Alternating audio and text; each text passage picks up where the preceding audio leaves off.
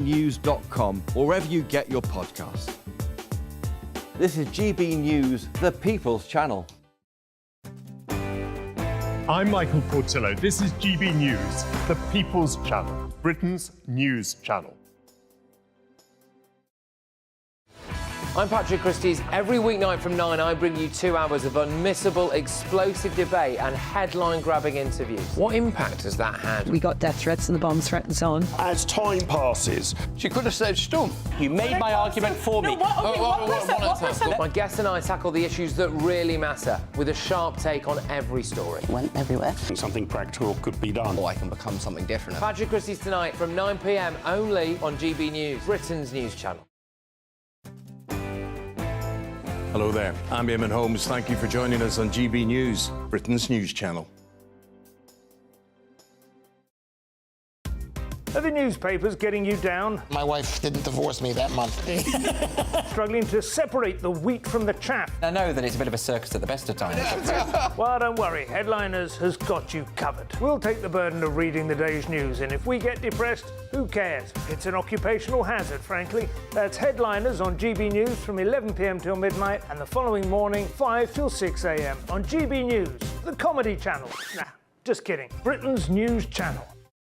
If you want your news to be straight talking... This is a nightmare for the Conservatives again. Down to earth. It's not just Nottingham where this is happening, is it? And most importantly, honest. Hard-working, middle-class taxpayers, they'll get their book thrown at them. Then catch me, Martin Daubney, Monday to Friday, 3 till 6 p.m. on GB News, Britain's news channel.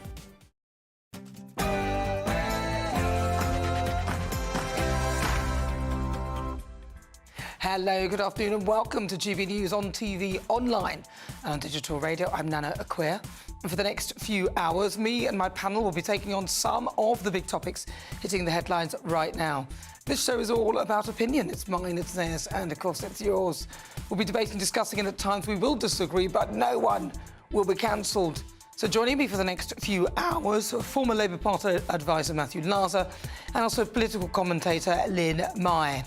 Coming up in the next few hours, are you having buyer's remorse after your purchase of Sir Keir Starmer? Or do you believe he's doing a grand old job? Also, in my niggle, I couldn't help feeling a little annoyed that it seems only now Sadiq Khan has noticed just how dangerous this London is becoming because it's affecting him. And Dame Andrea Jenkins will be joining me for the interview later in the show. But before we get started, let's get your latest news with Sam Francis.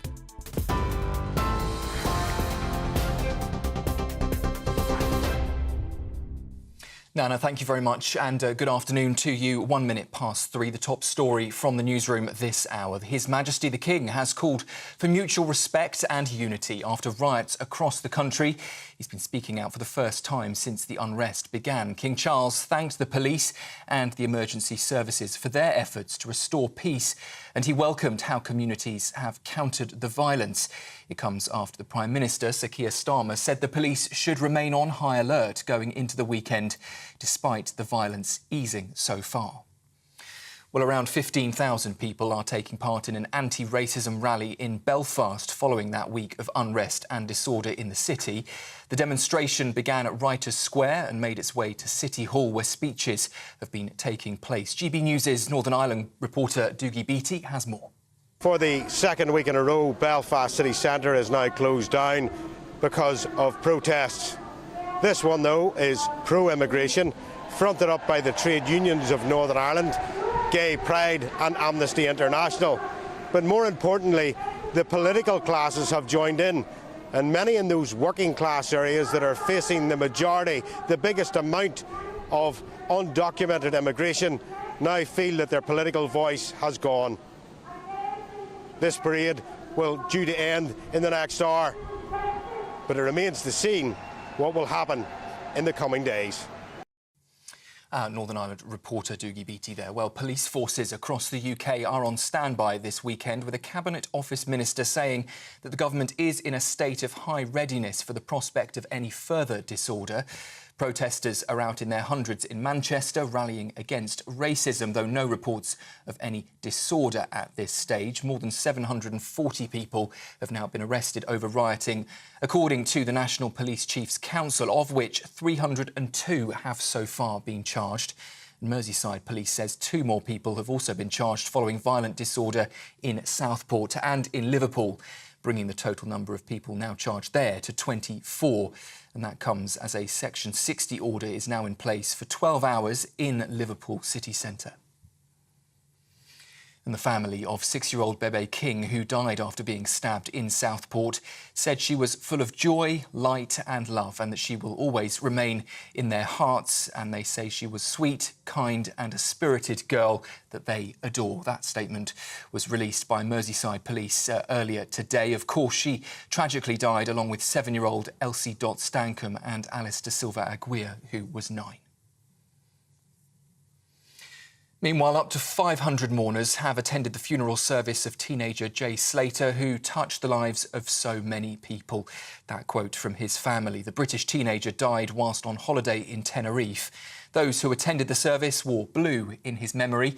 A post-mortem examination found the 19-year-old died of traumatic head injuries that they say were consistent with a fall from height. The Spanish Civil Guard in Tenerife said Mr. Slater could have fallen in the steep and inaccessible area where he was discovered.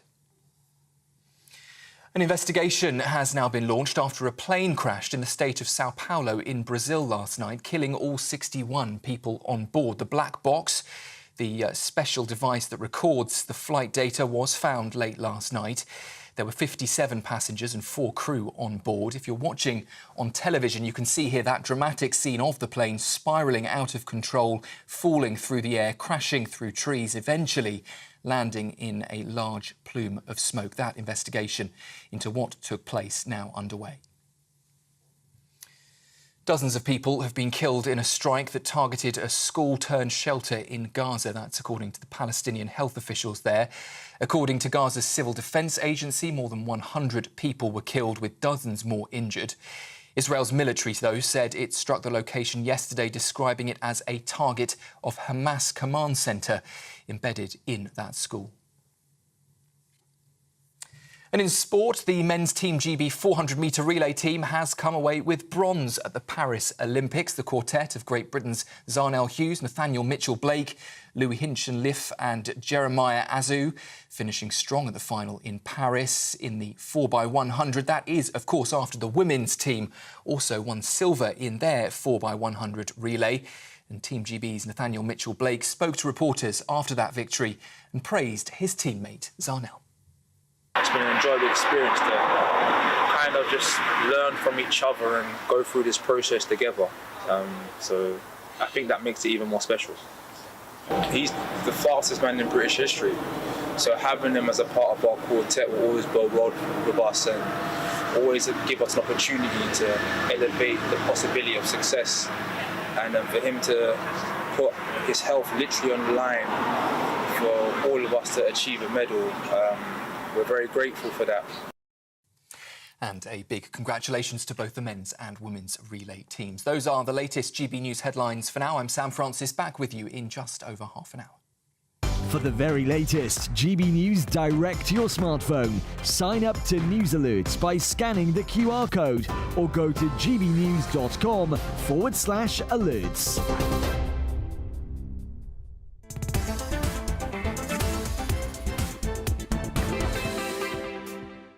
Thank you, Sam. Welcome. If you've just tuned in, I'm Nana Akua. This is GB News. We're live on TV, online and on digital radio. Right, here's what's coming up in this hour. Now, King Charles calls for unity and he praises the community spirit that countered the riots over the last week as police remain on a high alert.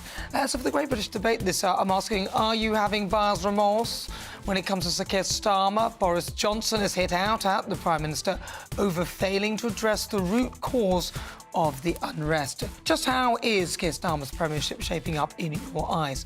And royal biographer Andrea Jenkins will be live in the studio to give us the latest from behind the palace walls, including Harry and Meghan's latest venture. And Algerian boxer Iman Khalif clinches Olympic gold, hitting back at critics saying, "I am a woman." I'm asking, should the boxer be stripped of the medal? That's coming up in the next hour. And don't forget to send me your thoughts, post your comments, gbnews.com/your say.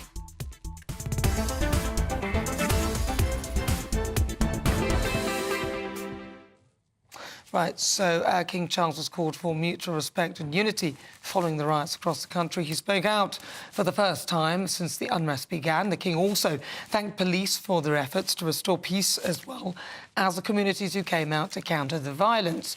And all of this comes after the Prime Minister told forces up and down the country to remain on high alert going into the weekend. So GB News' national reporter Charlie Peters is live from Reform UK's headquarters. What's happening there, Charlie?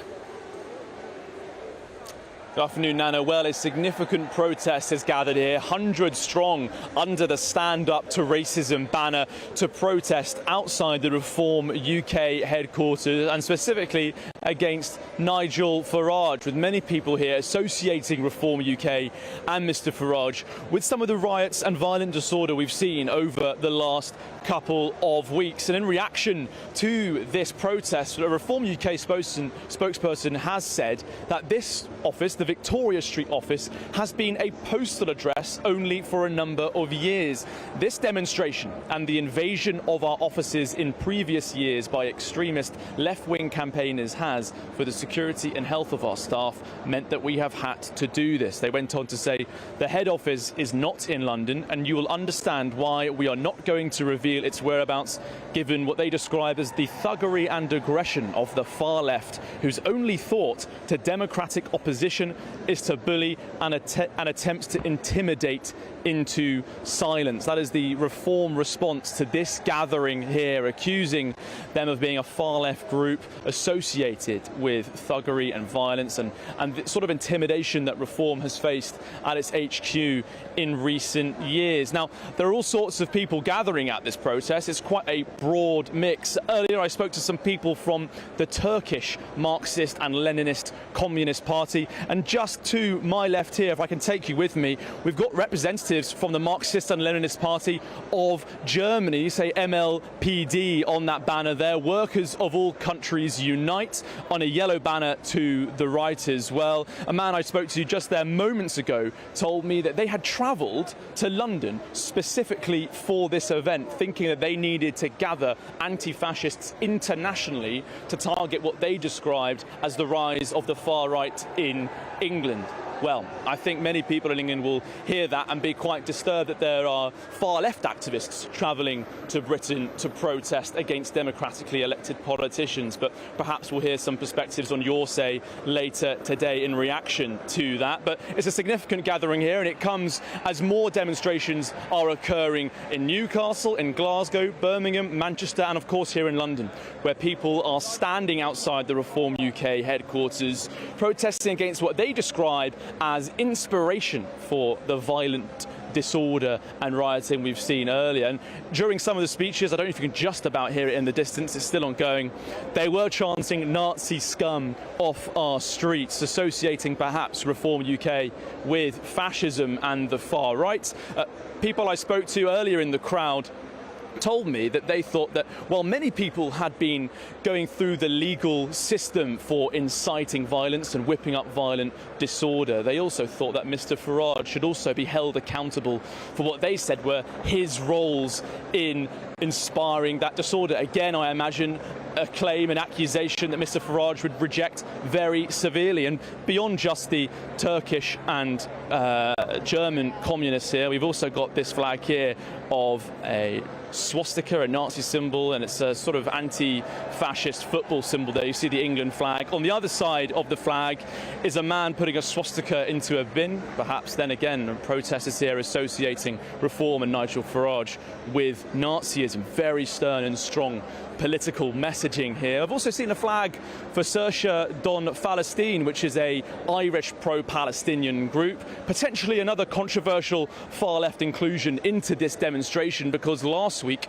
Saoirse Don Fhalastine held a demonstration in Dublin to mark the death of Ismail Haniyeh, the leader of Hamas. Very controversial, obviously, for that to be going on, and they also were holding some flags of Hezbollah and Hamas at that demonstration. But here in central London, the target and the discussion is not what's going on in Israel and Palestine, but Nigel Farage and the Reform Party. That's what they're focusing on here. I'm just going to come round and show you that swastika from this side as well. This demonstration here, pretty stern language pretty stern demonstration, pretty powerful political imagery, charged stuff here. Smash fascism and racism by any means necessary. That's the message of the socialist workers here, and that's the message they're putting towards Reform UK.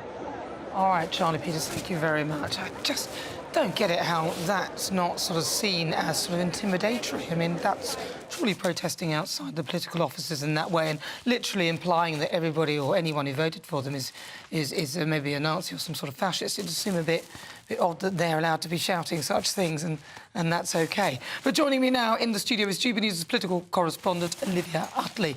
Olivia, we were talking about the King. He is calling for unity. Do you think he should just... I mean, should he be really getting involved in this? Is this normal behaviour for a king to be involved in something like this, or some people might want him to wind his neck in? Well, that's a really interesting question. Is it normal behaviour? I mean, on the face of it, King Charles's comments are pretty innocuous, even banal. He says he congratulates and praises the emergency services and the police who pulled together.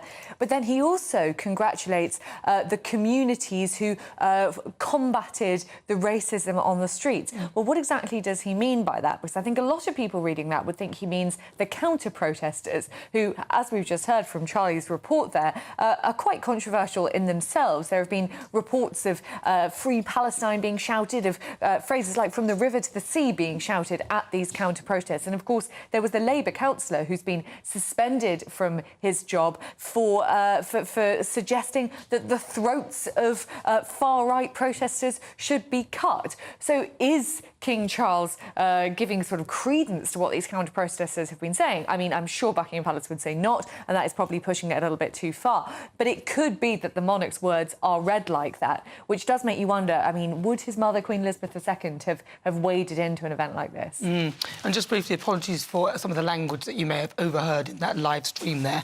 Obviously, it's live, it's beyond our control, and some of the images that you may have seen as well that you may have found offensive. So King Charles getting involved in this, I mean, you know, and he's talking about the communities. A lot of people might be looking at this and feeling that it's not allowing people who may be feeling somewhat disenfranchised due to the massive levels of immigration.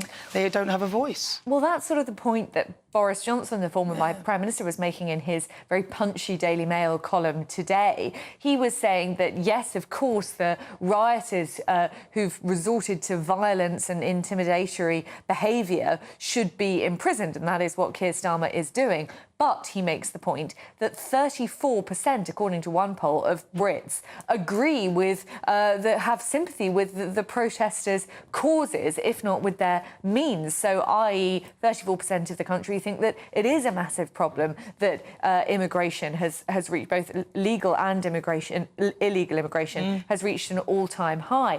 Is Keir Starmer going to talk about that? Is he going to address it at all? Well, politically, that is very, very difficult for him. Because Labour has this absolutely enormous majority, it's quite a fragile coalition. You've got plenty of Labour voters who are perhaps your more classic left-wing Labour voters of the Jeremy Corbyn mindset, who think that even talking about getting a lid on immigration is sort of racist in itself. And then you have quite a lot of people who voted Labour at the last election, who are actually quite conservative in their mindset, might have voted Conservative all their life before, but felt fed up with the Conservative government and thought they would give Labour a chance. Keir Starmer needs to keep both those constituents of people on side. And how is he going to do that? How is he going to toe the line on immigration? At the moment, it seems like he'd basically rather talk about anything else. It does, because he was given a question with regard to it. He evaded it. He did not answer the question. He said he was focusing on communities and all of that sort of thing. But the bottom line is, people will still continue to feel disenfranchised. It'll be interesting to see how Keir Starmer moves forward with it. Olivia Utley, thank you very much. Right, well, I'm also now joined by former Sergeant Harry Tang. All right, Harry, welcome. Thank you very much for joining me. Harry, look, some people are... The protest that we've just seen outside the Reform UK headquarters, I don't know whether you've been keeping track on that. Yeah. There were some, some things that were really probably not acceptable in terms of how they were protesting, in terms of the language that was being used at that protest. Yet they are supposedly the counter-peaceful protesters, and they're actually outside an HQ, and implying that everybody or anyone who voted Reform is in some way sort of racist. Is this how we should go about our business these these days? Because I'm worried about people who actually don't want to talk about the mass immigration in this country. Yeah, I think they're just easy insults to give, aren't they? You're racist, far right. It's far right, left, right and centre. It's the narrative, it's the government. And then, of course, you've got the far right who are doing all these protests. No, they're just a bunch of yobs who would have found any excuse to have a go at policing. And it's great. I love the fact these photos are coming up and suddenly the impunity has gone.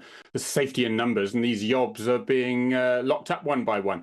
My concern, of course, is that they, by the left, the militant left in particular, are rubbing everyone up into the same group because it's easier and it means they can put their opposition in one neat pile. But what we've got here, I've just realised basically has come down to you're either your globalist in your left sort of thing who believe there should be a free-for-all and they're not worried about 750,000 immigration every year in this country of just 65, 67 million.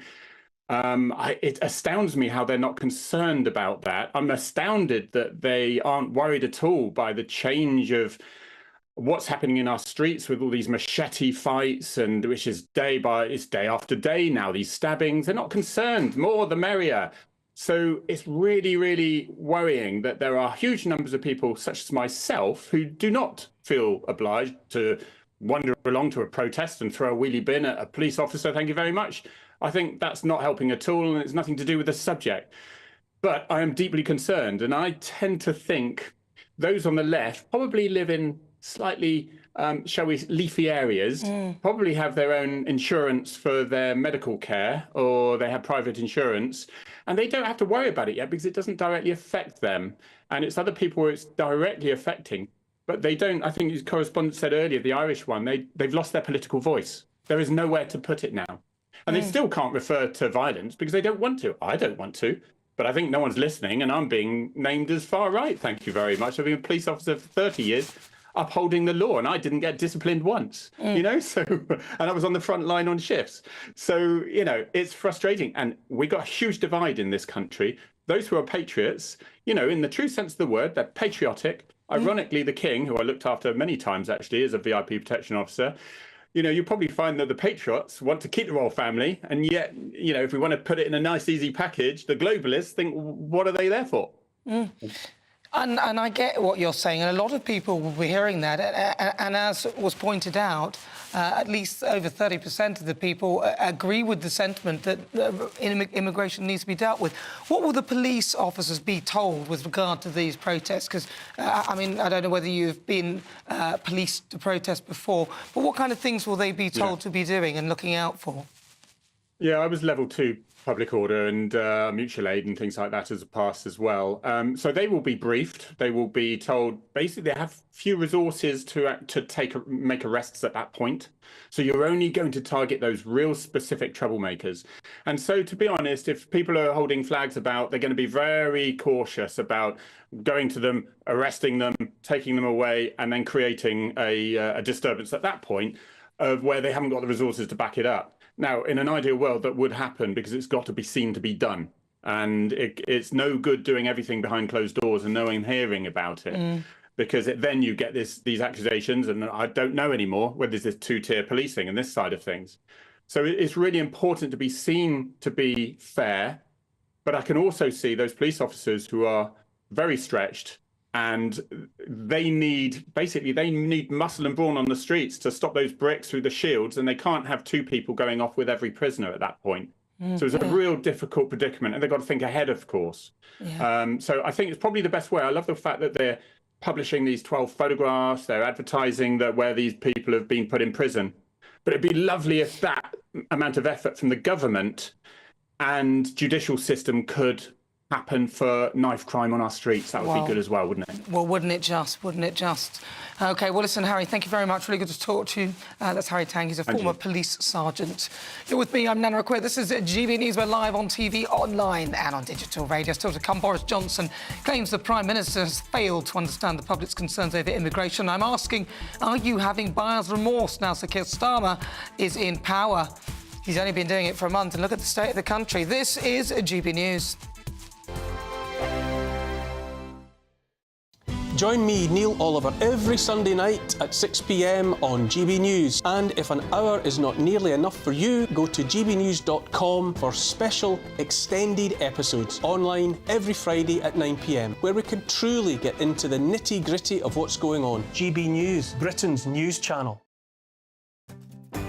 I'm Isabel Webster. Thanks for joining us on GB News, Britain's news channel.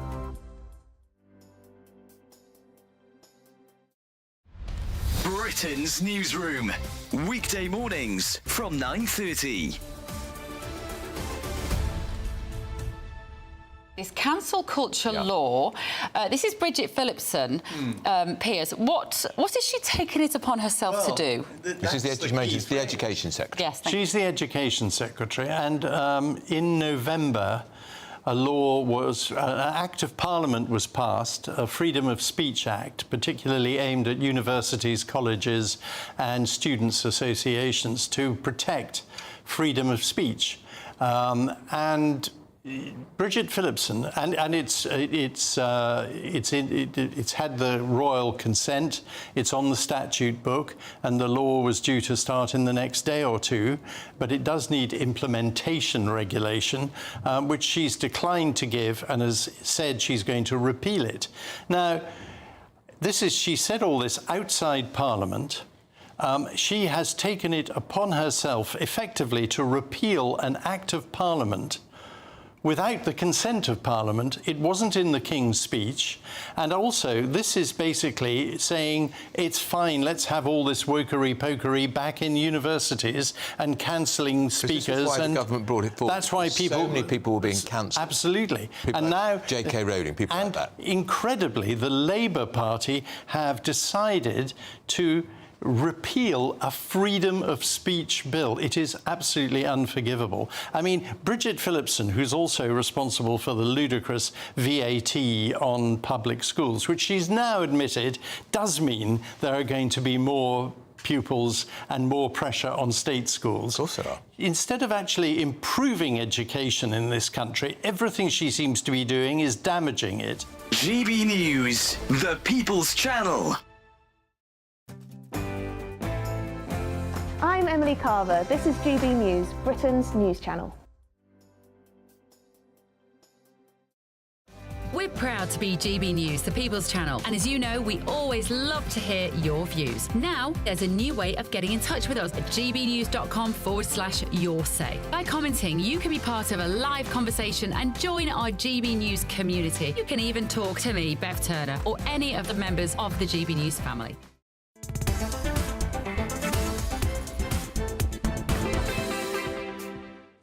Good afternoon. If you just tuned in, where have you been? It's all right. You've only missed 25 minutes. It's all good. You're with me. I'm Nana Akua. This is GB News. We are live on TV, online and on digital radio. And it's time now for the Great British Debate this hour. And I'm asking, are you having buyer's remorse?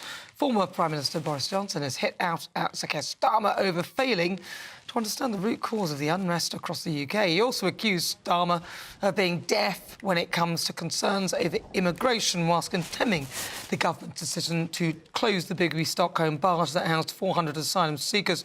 And with all the ongoing trouble, do you regret putting Sir Keir Starmer in number 10? So for the Great British Debate this hour, I'm asking, are you having buyer's remorse? Did you keep the receipt, although you don't need one if there's a fault? Well, joining me now is former Labour advisor Matthew Larser and also political commentator Lynn Mai. Well, we'll come straight to you, Matthew Larser, as a Labour man.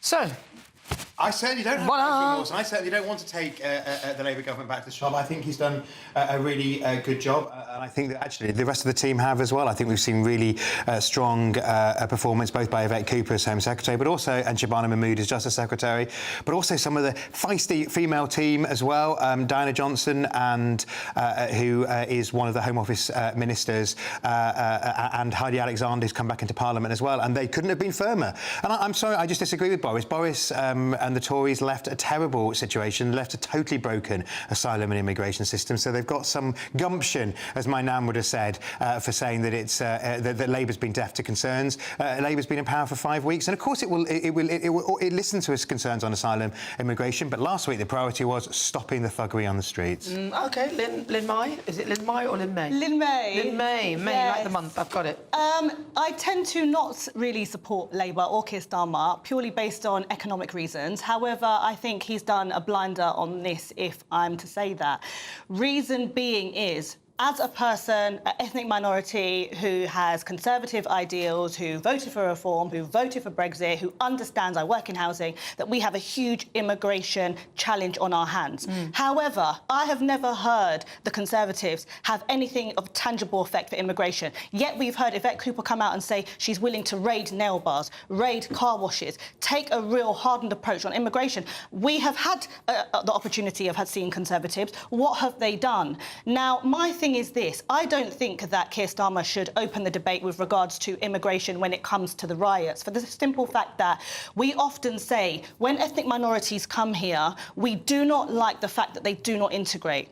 This suspect who committed a heinous crime, on the contrary, his family were very integrated. His family is actually the beacon of immigration that we actually want, where they come in, they integrate. He was even on a BBC video, wasn't he? Church. This is just a heinous crime that's gone horribly wrong. But we know, but there's no connection with that crime and immigration, and people did conflate it with false information. Exactly. But I think we should park that for a moment and just focus on, OK, this was the instigator that people used as the excuse to then initiate. But you can't indulge people on the excuse, even if it's I'm just saying that is just the excuse that people use, but it doesn't hide the fact that there is tension regarding immigration. And now's not the time to talk about it. Well, now's not the time. I'll tell you why now's not the time. I mean, because it's not good to do anything on false information. Yeah, that's totally wrong. course. We know that, we accept that. But the bottom line is the bubbling cauldron that is the immigration issue is really brimming to the top. Of course, and that needs to be discussed. When, but if we discuss it now, why not? We are giving rise to the behaviour of these rioters. Now, you're not. Let me finish. I've heard you say, and I agree with you, and I agree with many when we say, you know, this is the country of democracy. We are the country that spread across the world law and order. We are the country that likes to sit and have conversations. We don't want to turn into a third world country, as it were. Did I say all that? I'm saying in terms of democracy and the brilliant values, the British values. Now, if we talk about those brilliant British values that we hear so often, we cannot give rise to smashing of buildings, hurting police officers. Nobody's talking. So we can't link the two. No. Nobody's saying that that's acceptable. But what I am saying is that there is a bubbling cauldron of real upset with regard to the situation with immigration, and I'm asking when is Keir Starmer going to tackle it. He was asked the question, he evaded it completely. Yeah, but do you not think when he came in, as well as when they were faced in the House of Commons against the Conservatives, they did say they're going to take an ardent approach? I think a part of when they've come in... Why won't he answer the question then? Because if he answers the question... Well, he should. It gives them... If we link it to the conversation around the riots, we are actually suggesting that they're justified in their actions. And their actions are racist, they were violent, and they were... I don't agree that is conflating with that. He's simply being asked a question as to how he's going to tackle immigration. I think it's an important question, and he needs to answer. I mean, it's an important question that lots of people were asking before the riots, and will be answered again. I mean, for example... he dodged it this week because he doesn't want to talk about immigration. He wants to talk about this week because he wants to, because the number one task this week is no matter where people are coming from, is to get thuggery off the streets. And that's why this idea of two-tier policing could be smashed, because we've got a Labour councillor, quite rightly, in custody at the moment. We've got other people in custody who are counter-protesting. One of the so-called counter-protests that were allegedly peaceful protests that not many people were arrested from, but many more should have been under his own... Well, some people are being arrested. For example, two counter-protesters who threatened some white guy are being, I think, in court this morning. So it's good. I mean, there's a feed through because there's a slight lag time. The problem is that anybody who has an issue with regard to the way immigration has been handled, either both now by Sir Keir Starmer and also by the previous government. I mean, he's not dubbing them. Hang on. Sorry. You don't know what I'm going to say. Right. So if people have that issue, what he's effectively done, I would argue, is silence those people and actually increase the pressure of that cauldron. I think it's... Can I just quickly ask you a question as well? When it came to the BLM... I know you're humouring me on this. When it came to the BLM marches, or it came to the riots in 2011, I was completely against them. Even if there was to be evidence of, you know, a police officer killing a black person, I said this is no way to handle it. Would you agree? I just don't agree with Black Lives Matter in any way. OK, but answer my direct question. When I condemned BLM, and I'm sure you have many times before... Nobody allowed violence. If there was a police officer that was guilty of killing a black person, would we then open the conversation to say we need to listen to their violence? No, we wouldn't. No, hold on. You've asked me a question, so I'll answer it because you're answering your own question now. So if a police officer killed anyone, irrespective of colour, then I would want an investigation. That's full stop. I wouldn't actually focus on colour. I'd find out why and what. And as regard to Black Lives Matter, I thought it was... the terminology was divisive. Black Lives Matter, it should be all lives matter. But these riots are divisive. No, but the Black Lives Matter riots were not acceptable either, and that is not a good response. But I don't think you've had the same energy to these riots, to the BLM... You don't know how much energy I've put into anything. I don't agree with rioting, but I do think that you need to address the root cause of the problem, and I don't think it's against Starmer's done that. But what do you think? GBNews.com/you'll say. I'd love to hear your thoughts. On the way, Prince Harry and Meghan open up about the dangers of online bullying. Royal biographer Andrea Jenkins will be in the studio to give us the latest from behind the palace walls. But first, let's get your latest news headlines with Sam Francis.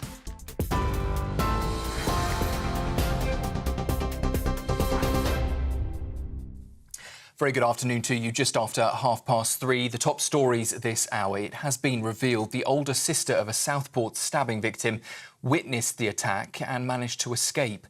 Lauren and Ben King say their 6-year-old daughter, Bebe King, one of the 3 girls killed at a dance class last week, was sweet, kind and spirited. They've also paid tribute to the strength and the courage of her older sibling, Jeannie, who was able to flee that attack.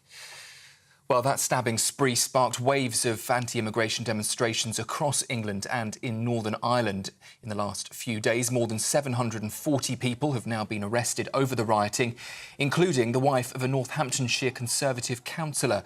41-year-old Lucy Connolly's been remanded in custody. She's accused of publishing material online to stir up racial hatred.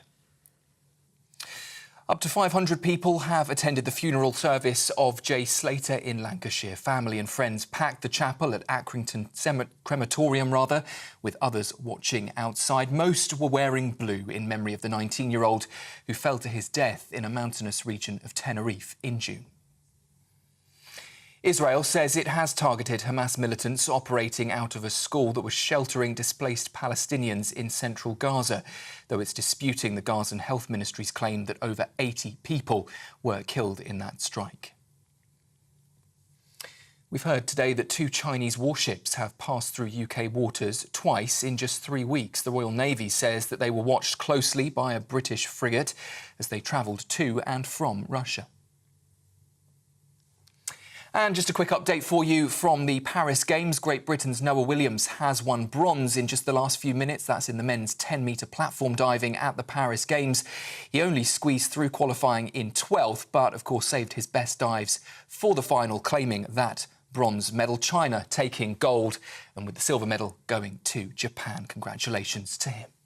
Well, those are the latest GB News headlines. For now, I'm Sam Francis, back with you at 4.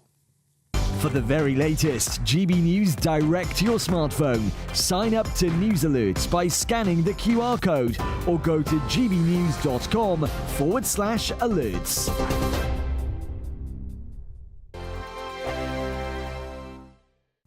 Hello, welcome to your GB News weather update from the Met Office. Some late evening sunny spells in the north, cloudier in the south before turning hot and humid Sunday and more so into Monday.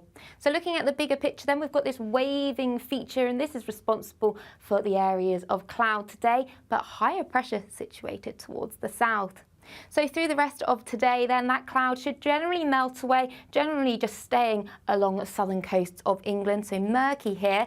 Elsewhere, clearer skies are developing, any showers across Scotland generally fading as we go through the night. So underneath the clear skies could turn quite chilly for some of us in rural spots, but underneath this cloud, a humid, uncomfortable night with some muggy conditions here.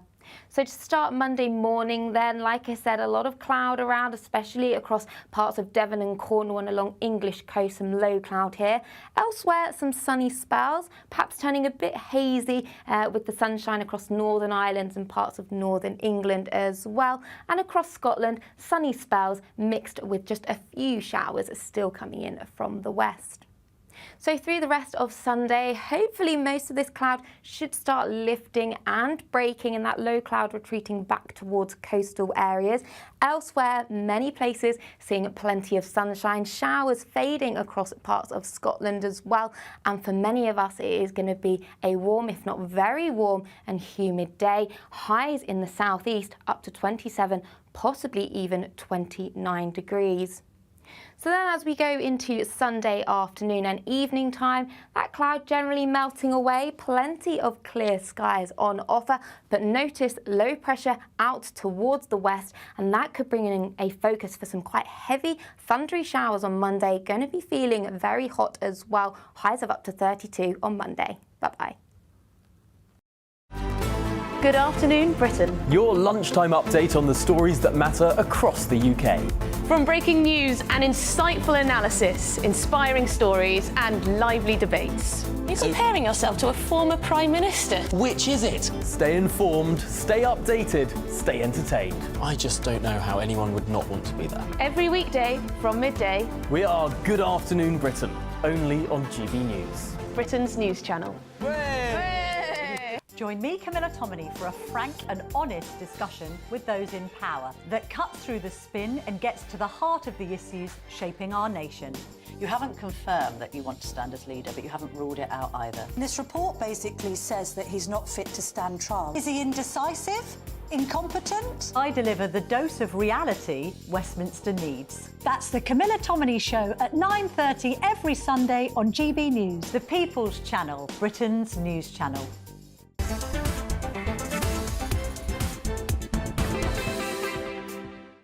Well, there's always something going on in the royal household, and this week has been no different. And every Saturday, as ever, I love to give you a rundown. Who better to do so than royal biographer Angela Levin? Right, Angela, what's on the menu? What have we got? Well, the starter on the menu, although the most important thing really, is the King, who has mentioned for the first time about what his own feelings were about what's going on with all these terrible things we experience. Mutual respect and understanding, you know, will unite the nation. He praised community spirit for Britain, you know, all that. But my feelings are slightly different from this, and I think we need him desperately. I don't want him to just say something we don't hear. We read it on the newspaper. We need to see his face. He needs to talk to us. This is what his late mother did. And I remember very clearly during COVID that I was lost at the beginning, couldn't go out, couldn't do anything. And she came on and she said, things will change, things will be different. It will stay with us, we can help you. And I did feel better. I know it was a bit childish, really, but it was sort of a grandparent enlarged. And I thought that was brilliant. Now, I hope he does the same. And if he doesn't, I'm going to go in a march myself, because I know that our Prime Minister, Keir Starmer, doesn't like the monarchy. And he possibly won't want him on at all. Do you think he doesn't like them? Well, no, he hates it. He tried to get rid of it. He wanted to get rid of the monarchy some years ago. Well, he also wanted to get rid of the House of Lords, didn't he? But yes, but I mean, he's not a monarchy man, and I think that, you know, we have to be careful there. But King Charles can give him advice. This is what he might not like. You know, he's been waiting for his position for decades, and actually he knows and he can help. He knows he's not in control, but he can give a good idea because of his own experiences. And I hope that our Prime Minister will actually listen to him and obey what he's saying, because it seems to me utter total chaos and very, very scary. Because a lot of people saying Keir Starmer's doing a good job, but I'm looking at it and thinking, in 4 weeks, if all of that happened under someone's watch, I mean, you can't blame it all at his feet. But, you know, I suppose he's quelled the protests. The protests appear to have come down and people are being arrested. So in some respects, yes, but I don't go for that one either. People who are arrested, they're going to let out people who've been murdering people and things like that. Well, I don't know. I know a lot about the prisons because I worked with them for 10 years on and off just because I like to see people who are not just royals. And I thought that, you know, you can't, all the prisons are very, very busy and full, and people have to have two in a room, and that makes them fight, and it's not a very good idea. And so to get people in prisons, what are you going to do with the people who have to come out? I mean, that's another huge problem, which he's not really talking about. Right. Well, let's move on back to some royal stuff. Yes. There's been a lot of response to Meghan Markle and her husband, Prince Harry, about this. She's taken up another job called the Parents Network. She did it on her birthday last Sunday, and this was actually so that she could help people whose children have died through online nastiness. That's basically what she's going to do. So, you know, I was listening to this, and for goodness sake, Meghan started talking about her own alleged killing herself. Right, I don't actually believe it, but that was it.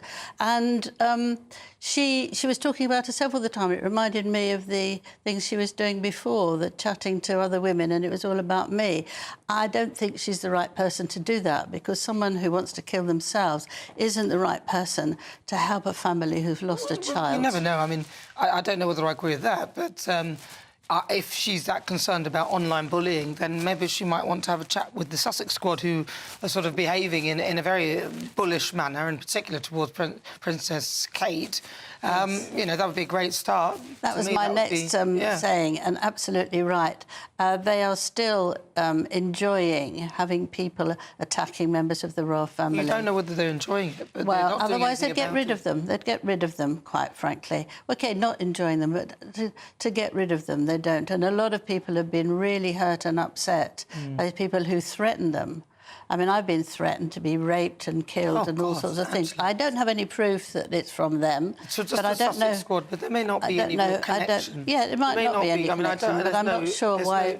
I'm not sure who it is. There's no connection. I mean, there's no guarantee there's a connection. They don't sign it underneath. But the bottom line is they could, if they wanted to use some of their power, make a message to the Sussex squad and say, please stop behaving like this in our name. Make it loudly. Make it loudly so we all hear. We never hear any of their comments about this to say, oh, this is just terrible, let me help you. I don't think either of them are the right type.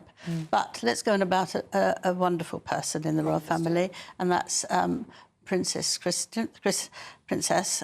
Catherine, and she's gone to Scotland to speak with the family. And I think this is a huge move, not only because she's obviously not well yet and that she's gone over, but because it shows that she feels very comfortable with the royal family, that she's very happy with the King and the Queen, and that she knows they will understand if she has to rest, and that she can say what she likes and be very warmed. And I think that's wonderful that she will do that. The children will love it because they've got lots to run. Now, do you have one more with regard to American Riviera Orchard, very briefly? Yes. We've got time for one more. Yes, very quick. Meghan's America Riviera Orchard next year. We haven't had the strawberry jam yet if you're an ordinary person, but there's a huge setback, to a trademark setback.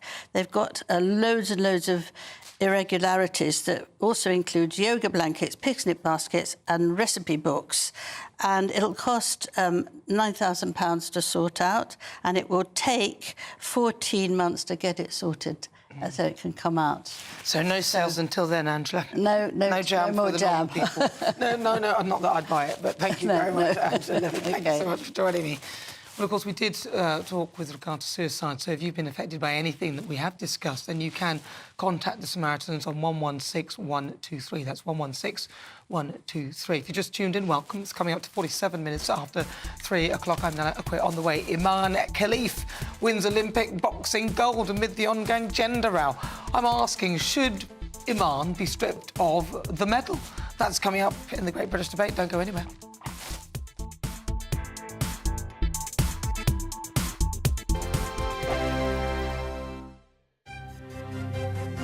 GB News Breakfast, every day from 6 a.m. Fatima's UK campaign, Children and Young People Matter, because I actually run a campaign, and my ministry today is about looking after children in the care system and improving their life outcomes. You know, for me, I had a difficult start to my childhood, and I will never forget it. I mean, I always say I may have left the care system, but the care system hasn't left me. And I instantly understand the importance of giving our young children and young people the opportunity to also, you know, have good life outcomes. So Fatima's UK campaign is all about that. And it's a summit next year. Eamon, I hope you're going to come. No, I know we've talked about this before, and certainly, I mean, I believe in what you're doing. I think it's marvellous what you're doing, and that's why, you know, when you think about children, and children are so close to you, and you look at that horror that happened in Southport yesterday, I mean, things like that exactly. will really hit home hard. Well, children are the innocent ones, aren't they, Eamon? And this is what we look at when you think they're the future. We've got to start to put them back at the top. And it's a travesty when we see things like that, you know, Omar, that happen. You know, children are the ones that are impacted. And, you know, it's, for me, you know, really important to be able to do the best we can and looking after their future. And so hopefully, you know, I'm going to the Pyrenees in September, Eamon. That's my next challenge, the Bay of Biscay, from France to Spain and back. And hopefully people can go online, fatimascampaign.com, and give generously to help make a difference to these young people's lives. Because, as I say, children are the future. GB News, the People's Channel. Welcome to State of the Nation, daily plunge into the stories shaping our country. I'm Jacob Rees-Mogg, and Monday to Thursday we bring you the insights, the facts, the truth about how our country is being governed. Because what happens in Downing Street matters down your street. Tune in to State of the Nation every Monday to Thursday, 8 to 9 o'clock. Only on GB News, the People's Channel, Britain's news channel. I'm Patrick Christie's. Every weeknight from 9, I bring you 2 hours of unmissable, explosive debate and headline-grabbing interviews. What impact has that had? We got death threats and the bomb threat and so on. As time passes, she could have saved Storm.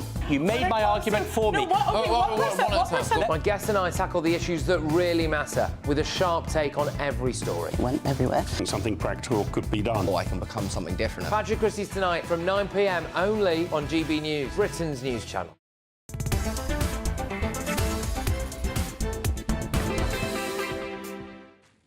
I'm sorry, I shouldn't laugh because this is a very serious issue. It's time for the Great British Debate this hour. I'm asking, should the gold medal be stripped from Iman Khalif? I notice if you take the name down, take the off, it's Iman Khalif. Gender row boxer Iman Khalif won gold in the women's welterweight title in Paris. Khalif has been at the centre of a media storm with reports suggesting the boxer possesses male XY chromosomes. Was he fighting another man as well?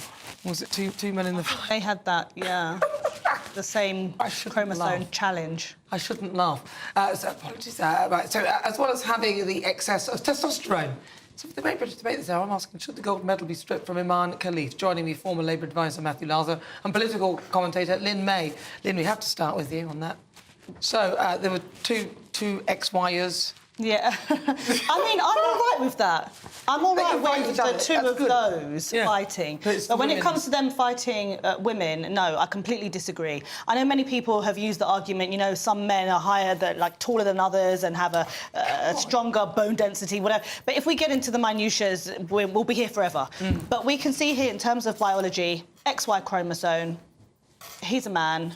Yes, he's lived his life or she's lived his life. However, if she wants to be referred to she, I don't mind that. But when it comes to boxing sports, we have to protect... It's a contact sport, isn't it? Female sport, especially as it's a Now, where is this going to end? If we allow this, we open the floodgates to anyone fighting anyone, especially when it comes to the protecting of women. And when does it take someone, a woman, to have to die because of the type of punch that they receive for us to all rethink it and say, oh, we shouldn't have done that? Well, I just I'm going to come to you, Matthew Larson. Is this okay? Well, I think it's a very difficult situation because she'd lived as a woman her whole life. She is a woman. She has, you know. I can live as a cat. Let me just finish, Nana.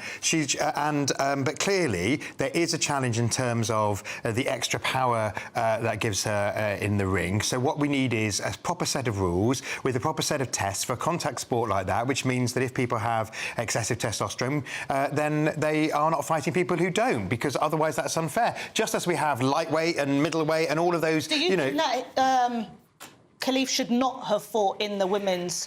I think it's fine for her to be classed as a woman. I then think it's up to the boxing authorities to ensure that she's in an appropriate category. She was disqualified previously. Well, that is by a very dodgy organisation which has huge links to the Putin regime. But I mean, it is clearly a very uncomfortable situation. But this isn't a trans issue, which obviously we've debated lots on this show. I mean, why, in your view, is it not a trans issue? Because she's not trans. She's not transition. It's a woman who's probably intersex. Why is no one caring about the women in this sport? It seems to I agree with you. This conversation is all about her feelings. She's come from an impoverished country. How will she feel if she's stripped? What about the women that she has to go into the ring and face every? Which is why there needs to be a proper set of. I agree. A conversation about us. There needs to be a proper set of tests and a proper set of rules. So to be clear, though, intersex, people used to call it hermaphrodite. There's no real such thing as that, but it's where the organs have not fully formed either way. Yeah. So if that person was meant to be male, it's gone wrong. That's all that's happened. So this is a version of a man who has gone wrong, or a version of a woman who's gone wrong, which is why it becomes intersex. Okay, so that's a medical... It hasn't got... I wouldn't say gone wrong. It hasn't fully gone to... No, it's gone wrong. I will say what I'm going to say. Don't tell me what I wouldn't say, what you wouldn't say. That's what I'm saying. Okay. But would you say people with disabilities have gone wrong? No, hold on. This is where things have gone wrong medically. Yes, something has gone wrong. In the birth, whilst the child is in the womb, something has gone wrong, which is why there becomes a medical condition. So it's a medical condition. So within that medical condition, there is the ability to work out which way it should have gone. And if that's the case, that Imran Khalif has XY chromosomes, then Imran Khalif should not be fighting against people with XX. That's just what I see. There needs to be a clear set of rules that everybody sticks to. All right, we'll stay tuned. Next up, London Mayor Sadiq Khan weighs in on the unrest around the country. Stay tuned for Nana's Niggle. That's in just a moment. Weather now with Catherine Chalk. Looks like things are heating up. Boxed boilers, sponsors of weather on GB News. Hello, welcome to your GB News weather update from the Met Office. Some late evening sunny spells in the north, cloudier in the south before turning hot and humid Sunday and more so into Monday. So looking at the bigger picture then, we've got this waving feature, and this is responsible for the areas of cloud today, but higher pressure situated towards the south. So through the rest of today then, that cloud should generally melt away, generally just staying along the southern coasts of England, so murky here. Elsewhere, clearer skies are developing, any showers across Scotland generally fading as we go through the night. So underneath the clear skies could turn quite chilly for some of us in rural spots, but underneath this cloud, a humid, uncomfortable night with some muggy conditions here. So to start Monday morning then, like I said, a lot of cloud around, especially across parts of Devon and Cornwall and along English coast, some low cloud here. Elsewhere, some sunny spells, perhaps turning a bit hazy with the sunshine across Northern Ireland and parts of Northern England as well. And across Scotland, sunny spells mixed with just a few showers still coming in from the west. So through the rest of Sunday, hopefully most of this cloud should start lifting and breaking, and that low cloud retreating back towards coastal areas. Elsewhere, many places seeing plenty of sunshine, showers fading across parts of Scotland as well. And for many of us, it is going to be a warm, if not very warm and humid day. Highs in the southeast up to 27, possibly even 29 degrees. So then as we go into Sunday afternoon and evening time, that cloud generally melting away, plenty of clear skies on offer, but notice low pressure out towards the west, and that could bring in a focus for some quite heavy thundery showers on Monday. Going to be feeling very hot as well, highs of up to 32 on Monday. Bye-bye. That warm feeling inside from Boxed Boilers, sponsors of weather on GB News.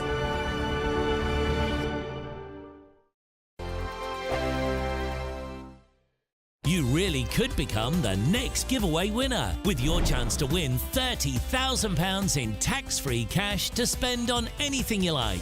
Listen to what some of our previous winners have to say about winning big with us. Hi, my name's Victoria. I won the Spring Great British giveaway. So the day we got the money in our bank account, everything just felt just a lot nicer. We went out for dinner, just enter. And you never expect to win, but I did. Get your entry in now. For another chance to win £30,000 in tax-free cash, text cash to 63232. Text costs £2 plus one standard network rate message. You can enter online at gbnews.com/win. Entries cost £2. Or post your name and number to GB07 PO Box 8690 Derby DE1 9TT. UK only. Entrance must be 18 or over. Lines close at 5 p.m. on the 30th of August. Please check the closing time if listening or watching on demand. Good luck. Welcome to State of the Nation, daily plunge into the stories shaping our country. I'm Jacob Rees-Mogg, and Monday to Thursday we bring you the insights, the facts, the truth about how our country is being governed. Because what happens in Downing Street matters down your street. Tune in to State of the Nation every Monday to Thursday, 8 to 9 o'clock. Only on GB News, the People's Channel, Britain's news channel. Join me, Camilla Tominey, for a frank and honest discussion with those in power that cuts through the spin and gets to the heart of the issues shaping our nation. You haven't confirmed that you want to stand as leader, but you haven't ruled it out either. This report basically says that he's not fit to stand trial. Is he indecisive? Incompetent? I deliver the dose of reality Westminster needs. That's the Camilla Tominey Show at 9:30 every Sunday on GB News, the People's Channel, Britain's news channel. Hi there, I'm Michelle Dewberry, and I'm going to take a second to tell you all about my show, Jubes & Co. We start off with the issues of the day. We then bring in both sides of the arguments. We get rid of the disrespect, and then you throw me into the mix. And trust me, I'll tell it exactly how it is. And then, of course, the magic ingredient, you at home. We mix it all together, and what have we got? In my opinion, the best debate show in town. Monday to Friday, 6 till 7 on GB News, Britain's news channel. Are the newspapers getting you down? My wife didn't divorce me that month. Struggling to separate the wheat from the chaff? I know that it's a bit of a circus at the best of times. Well, don't worry. Headliners has got you covered. We'll take the burden of reading the day's news, and if we get depressed, who cares? It's an occupational hazard, frankly. That's Headliners on GB News from 11 p.m. till midnight, and the following morning, 5 till 6 a.m. on GB News, the comedy channel. Nah, just kidding. Britain's news channel.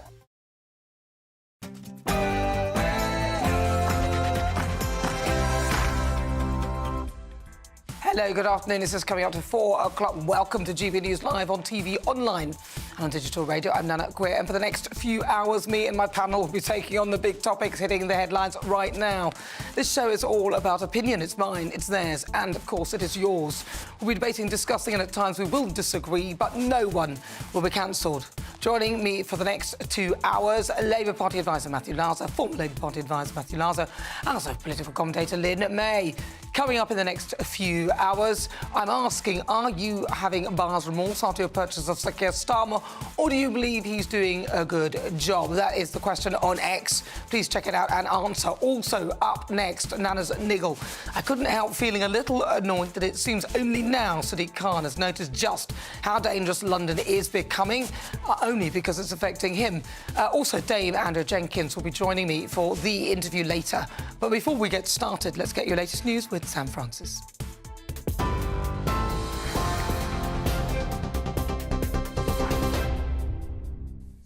Nana, thank you very much, and good afternoon to you. 4 o'clock, and the top story from the newsroom. It's been revealed the older sister of a Southport stabbing victim did witness the attack, but managed to escape. Lauren and Ben King say their 6-year-old daughter, Bebe King, one of the 3 girls killed at a dance class last week, was, they say, sweet, kind and spirited. And they've also paid tribute to the strength and the courage of her older sibling, Jeannie, who, as I say, was able to flee that attack. And the incident in Southport sparked waves of anti-immigration demonstrations across England and in Northern Ireland. More than 740 people have now been arrested over the rioting, including the wife of a Northamptonshire Conservative councillor. 41-year-old Lucy Connolly's been remanded in custody, accused of publishing material online to stir up racial hatred. Well, in Belfast, 15,000 people are taking part in one of those protests, an anti-racism rally following a week of disorder there. The demonstration began at Writers' Square and made its way to City Hall, where speeches have been taking place today. GB News' Northern Ireland reporter Doogie Beattie has more for us. For the second week in a row, Belfast city centre is now closed down because of protests. This one, though, is pro-immigration, fronted up by the trade unions of Northern Ireland, Gay Pride and Amnesty International. But more importantly, the political classes have joined in, and many in those working class areas that are facing the majority, the biggest amount of undocumented immigration, now feel that their political voice has gone. This parade will due to end in the next hour, but it remains to be seen what will happen in the coming days. Meanwhile, the King has called for mutual respect and for unity after those recent riots. He's been speaking out for the first time since the unrest began more than a week ago. King Charles has thanked the police and the emergency services for their efforts to restore peace, and he's welcomed how communities have countered the violence. It comes, of course, after the Prime Minister, Sir Keir Starmer, said the police should remain on high alert this weekend, despite, though, the violence easing so far. A 32-year-old man has been charged today over a shooting in East London in May, which left a 9-year-old girl seriously injured. She's still in hospital, but in a stable condition after the attack at a restaurant in Dalston in London. Javon Riley from Farnborough appeared in court this morning, accused of 4 counts of attempted murder. He's now been remanded in custody, and we understand he will appear at the Old Bailey next month. Meanwhile, up to 500 people have attended the funeral service of Jay Slater today in Lancashire. Family and friends packed the chapel at Accrington Crematorium, with others watching from outside. Most attending wore blue in memory of the 19-year-old who sadly fell to his death in a mountainous region of Tenerife in June. Concertgoers in Cornwall have been left with broken bones after what's been described as a terrifying crowd surge at Boardmasters Music Festival, which saw speakers fall into the crowd there. A number of people, including children, we understand, were caught in that crush, with some taken to hospital. However, Devon and Cornwall police have confirmed today there were no serious injuries, and it's understood that festival will continue. Dozens of people have been killed in a strike that targeted a school-turned-shelter in Gaza City, according to the Palestinian health officials there. According to the Civil Defence Agency in Gaza, more than 100 people have been killed, with dozens more injured. Israel's military, though, says it struck the location yesterday, describing it as a target of Hamas command embedded in the school. An investigation has now been launched after a plane crashed into the state of Sao Paulo in Brazil, killing all 61 people on board. The black box was found late last night to recover the flight data. There were 57 passengers and 4 crew on board. If you're watching on TV, you can see there the moment that dramatic scene of the plane spiralling out of control crashes through the trees and eventually lands in a large plume of smoke. 2 Chinese warships have passed through UK waters twice in just 3 weeks. The Royal Navy has said that they were closely watched by a British frigate as they travelled to and from Russia. And a quick update on the Olympics. Team GB have won their first medal of the day today at the Paris Games, thanks to the diver Noah Williams. He secured bronze in the men's 10-metre platform final. And there could also be some more British medals to come in the taekwondo, with Caden Cunningham and Rebecca McGowan in contention later. And earlier, sadly, Erin McNeice missed out in the climbing, while Emil Keres finished 4th, just missing that bronze in the men's marathon. Those are the latest GB News headlines. For now, I'm Sam Francis. Your next update at 4:30. For the very latest GB News direct to your smartphone, sign up to News Alerts by scanning the QR code or go to gbnews.com/alerts. Hello, good afternoon. It's just coming up to 7 minutes after 4 o'clock. You're with me. I'm Nana Akua. This is GB News. We're live on TV, online and on digital radio. Sadiq Khan said he no longer feels safe in London as an openly Muslim politician.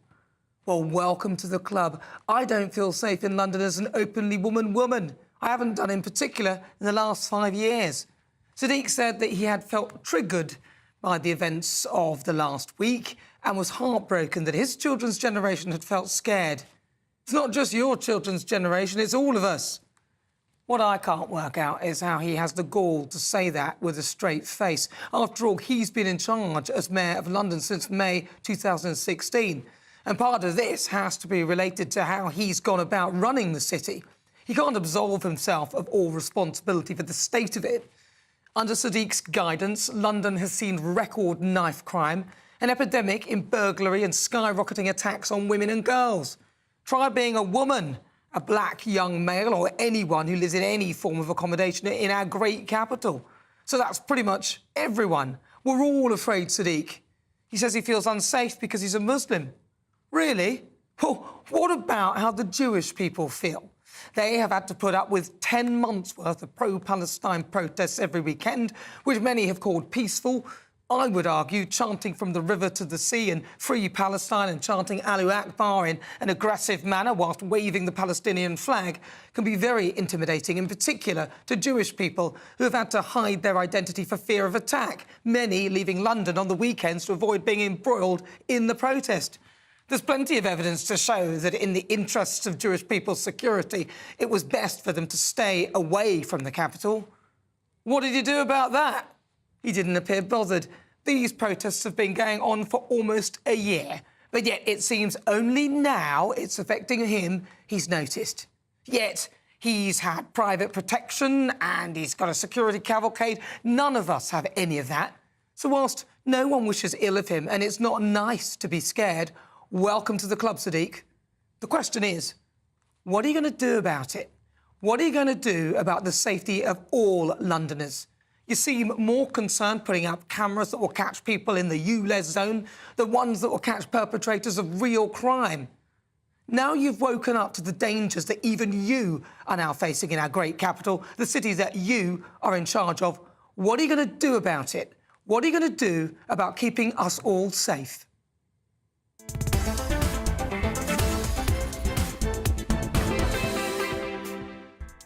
But before we get stuck into the debates, here's what else is coming up today. King Charles calls for unity and praises the community spirit that countered the riots over the last week as police remain on high alert. For the Great British Debate this hour, I'm asking, is VAT on private schools a false economy? Parents of children who attend private schools are being told the state sector is full as many attempt to get their kids on before the fees go up. And in the Pulse, I'm asking, can you train your brain to beat chronic pain? We'll talk to a top health expert about living with long-term conditions. And later, I'll be asking, should Hugh Edwards be forced to pay back the £200,000 salary after pleading guilty to making indecent images of children? Now, that is all coming up in the next hour. Don't forget, send me your thoughts, post your comments, gbnews.com/you'll say.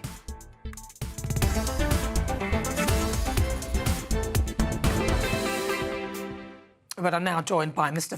Uri Geller. Uri, welcome to the programme. I hope you heard what my thoughts on Sadiq Khan's comments. I'm wondering if you have any views yourself. Well, first of all, welcome back, and I'll simply continue your monologue. And I have a solution for Sadiq Khan. Wait till the end, OK? Look, Nana, while you've been away, I've been watching the scenes of chaos unfolding on the streets of Britain. This terrible tragedy in Southport has caused your streets to boil over. And by the way, this amazing painting behind me in my museum is from Southport. It's by a wonderful artist called Daniel Adler, who lives there. Look, here in the Middle East, we're used to seeing unrest, but now we're wondering what's going on in Britain. Things have got so bad that even the mayor, like you said, of London, Sadiq Khan, says he no longer feels safe there. as a Muslim.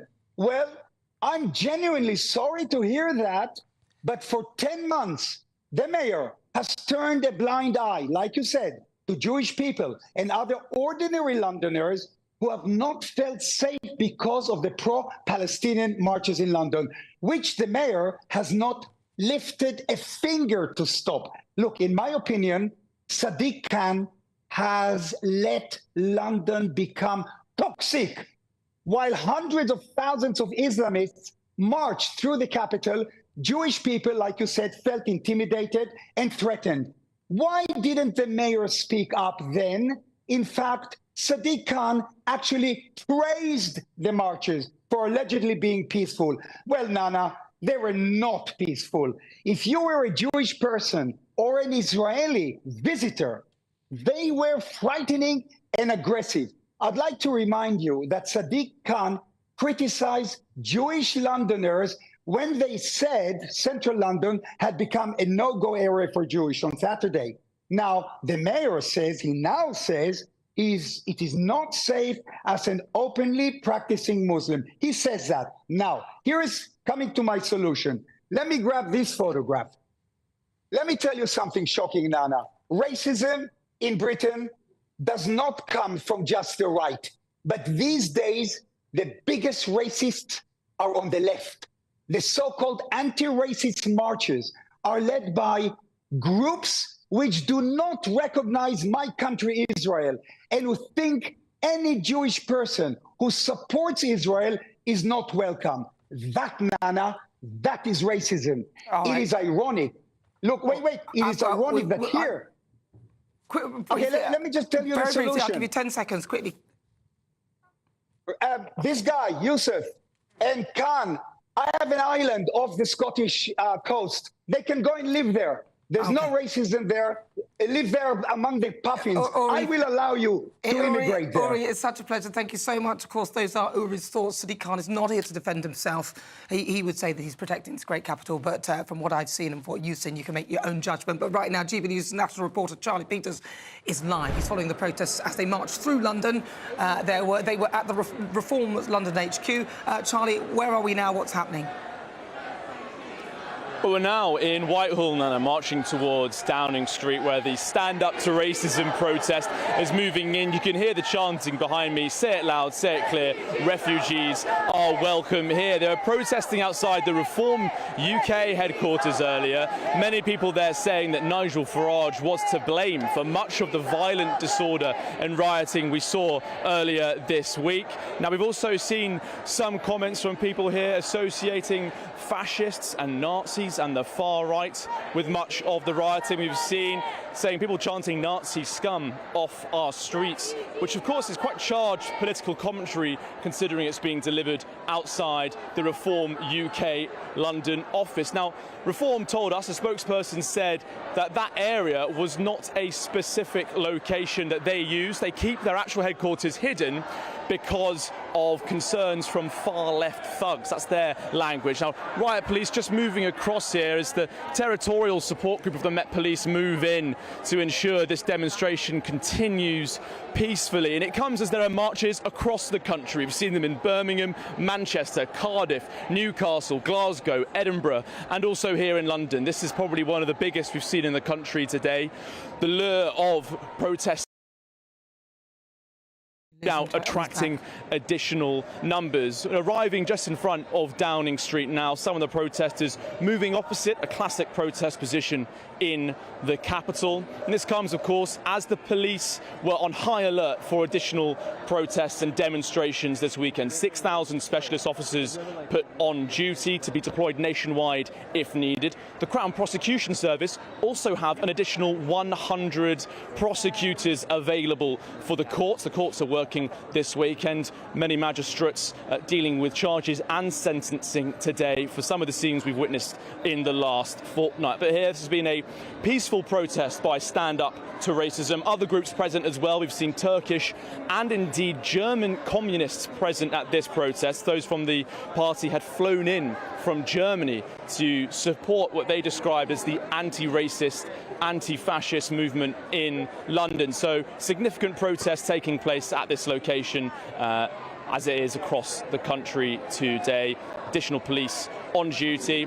And also there were comments in the week, I think, leading up to quite a nervy weekend for the police, with the Met Commissioner Sir Mark Rowley on Thursday praising, it appears, the significant demonstration that took place on Wednesday night, saying that it was a show of unity from our communities. But he was sort of rebuked by Cabinet Office Minister Nick Thomas-Symonds, who said that he did not want to encourage any demonstration. There was a big demonstration here in the end. Hundreds marching now on Downing Street, having gathered outside the Reform UK headquarters earlier.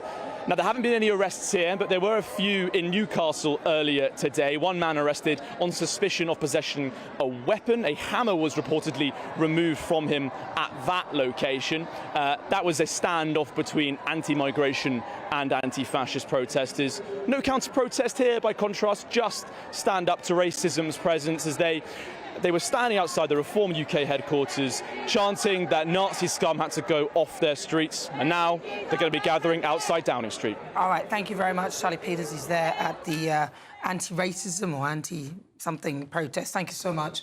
Well, OK, so that's what's been going on. Let's bring in my panel, former Labour Party advisor Matthew Larser, also political commentator Lynn May. Right, OK, so let's start with Sadiq Khan. Yeah, well, let me defend Sadiq. I mean, I think it's perfectly reasonable for Sadiq to say that he's felt uncomfortable as a British Muslim this week. But, you know, I mean, clearly, as Mayor of London, it's his duty to make sure that we all feel safe on our streets. I mean, one of the things, actually, I mean, let's not forget what happened in Southport. One of the things that we do need to concentrate on is knife crime. Crime overall, including violent crime, is going down, but knife crime is a real scourge, and more needs to be done. And he needs to take the leadership of that as mayor. I wouldn't say he's done nothing, but there is clearly more to be done. Name one thing. Well, there's various initiatives on knife crime. He's got a new commissioner of the Met, for example, because specifically knife crime. On knife crime, what they were trialling is the approach that works in Glasgow, which is to treat it as a social problem and a health emergency, which actually works in Glasgow. So nothing. It won't help. Lynn. Yeah, that approach will not help. We've seen cuts across the board. Public sector hasn't had the funding, so that's not going to work. And we can see, I often do charity work with young people, and I can see even young black boys are fearful of their own lives. This is not something, a red herring or anything. And as you previously said, doesn't matter what race you are. I've spoken to nearly every sort of person from every background. I don't know how he managed to get in. I don't know anyone who supports him, really. Obviously, there must be some. He did. I mean, he won a bigger majority than his previous victory. Think it's who Conservatives put up against him. But my major point is we have heard overwhelmingly things about, you know, colourful crossings. We've heard about ULEZ. We've heard about things that really damage and attack the working class person, where we need to be feeling safer. And now it's taken him. I don't want to, you know, talk down his feelings. They're very valid. I do think many Muslims right now are fearful, and they have every right to be when we've seen what's happened over the last week or so. However, he's coming from a place of privilege. He's got security, he's got everything, hasn't he? For him to now recognise I'm fearful, like you said, what about the rest of us? However, when it comes to, you know, the Jewish community, I will have to correct this, because I grew up alongside the Jewish community in Stamford Hill, and they came out in their vast numbers at many of these protests. So I don't think we should just lump the whole Jewish communities together and say they don't feel safe at these marches. Well, so many of my Jewish friends were there and visibly looked Jewish, and they were there. I'm doing it based on the information that I've seen, and also based on what Gary Mond from the National Jewish Assembly has said. So if you were Jewish, it would be a risk for you to go to one of these protests, because you wouldn't know whether this is one where there are more nicer people there or there are more people who aren't. So many people did stay away. Many Jewish people did stay away from central London, and they have been, and they still are, when the protests... Well, I think in the early days of the protests, the Met may have been guilty of something of a light touch. We have seen charges, quite rightly, emerge for people who used threatening language and behaviour, even though they claim they were doing it in the name of Gaza. If you do threatening behaviour, whatever your cause, you will be dealt with by the full force of the law. Should be. And very briefly, because I've got about 30 seconds, your thoughts on the protests now? They were protesting outside where they thought was the Reform HQ. They're blaming Nigel Farage. Yeah, I can't accept this. If you're an adult, you should take full accountability of what you do. And it doesn't matter what you say. The same with Trump and the Capitol Hill. How can you, as a person, if I hear someone say, as a mixed-race woman, get out and take your sword on the streets, am I going to do it? I'm not saying that Nigel said anything remotely similar, but stop blaming political figures and people. Take accountability. We're removing accountability from these people that engage in riots. It was great to see communities coming together peacefully, which they did in the most part. What we don't want is rent-a-crowd. We don't need people flying in from Germany to add to disquiet on the street. Well, the rent-a-mob seems to come to all these things, including the current thing that's going on now. But you're with me. I'm Nana Akua. This is GB News. We're live on TV, online and on digital radio. Next, it's time for the Great British Debate this hour. I'm asking, is VAT on private schools a false economy? Don't go anywhere.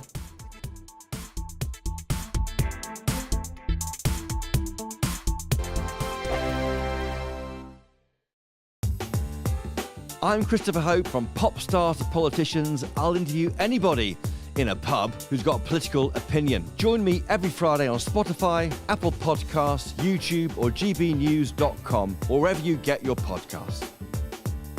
This is GB News, the People's Channel. GB News Breakfast, every day from 6 a.m. Now, we've got a story and a half to tell you and bring you now. Our very own GB News political correspondent, who we love very much, Catherine Foster, joins us in the studio, and she's smiling, but she wasn't smiling for the past few days. 2 of her sons, Matthew and Andrew, were reported missing in Bali. I got a text from a friend saying, can you give us a call, a bit worried about them. Then spoke to a girl they'd befriended who was in Sweden, but they'd met on their travels. And she told me that they'd gone up the mountain. By the time I found out, they'd been missing for 30 hours. They'd gone up the mountain on the Tuesday night, British time. This was the Thursday morning, without a guide. And they'd told her it was really hard. And she told them to turn back, but they hadn't. And they'd sent screenshots from this app with this trail that they were following on the app, screenshots of the app in case there was a problem, and a Snapchat of a Matthew avatar at the top. And she said, I know they made it to the top because I could see that his phone had nearly died. But the trail had actually closed many years ago. So the app, we will need to make sure that that gets taken off the app. But, you know, technology saved them in the end because it was the screenshots and it was the messages that they'd sent, but they should never have been without a guide. But what were you doing during those 30 hours that Mum couldn't, when the phone died and Mum couldn't get in touch? Where were you? What were you up to? Well, we were trying to figure out the best course of action, because it started to pour with rain. The amount of rain created a river, like a stream. Yeah. We were like, let's follow the stream downhill, and then the sun set, and we just had to like sleep in the bushes in the jungle. GB News, the People's Channel. Sunday nights on GB News. From 6, Neil Oliver. At 7, it's Free Speech Nation with Andrew Doyle. At 9, Mark Dolan. And at 11, get set for the week ahead with headliners. Tomorrow's papers tonight. GB News, the People's Channel, Britain's news channel. Every Saturday, 10 till 12, we'll bring you all of the news that you need to know. We'll also remind you that there is so much to smile about. It's my favourite time of the week. I get to relax, enjoy some light-hearted stories, and let Ellie teach me about fashion too. That's Saturday Morning Live, every Saturday, 10 till 12. Only on GB News, Britain's news channel.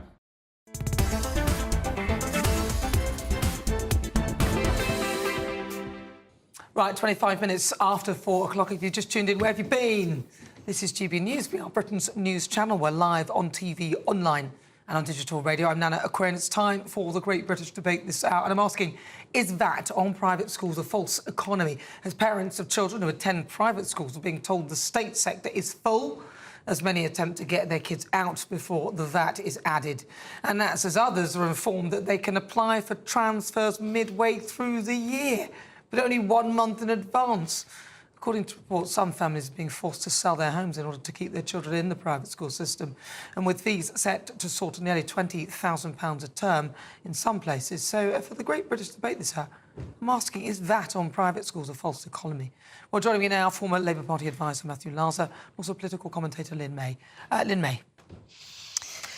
I just think this is non-progressive. It's non-aspirational, and I think we're in a time now where so many people have benefited from social mobility, where they manage to have just enough money to be able to want better for their children, send them to private school, and it actually alleviates the pressure for spaces on public sector schools.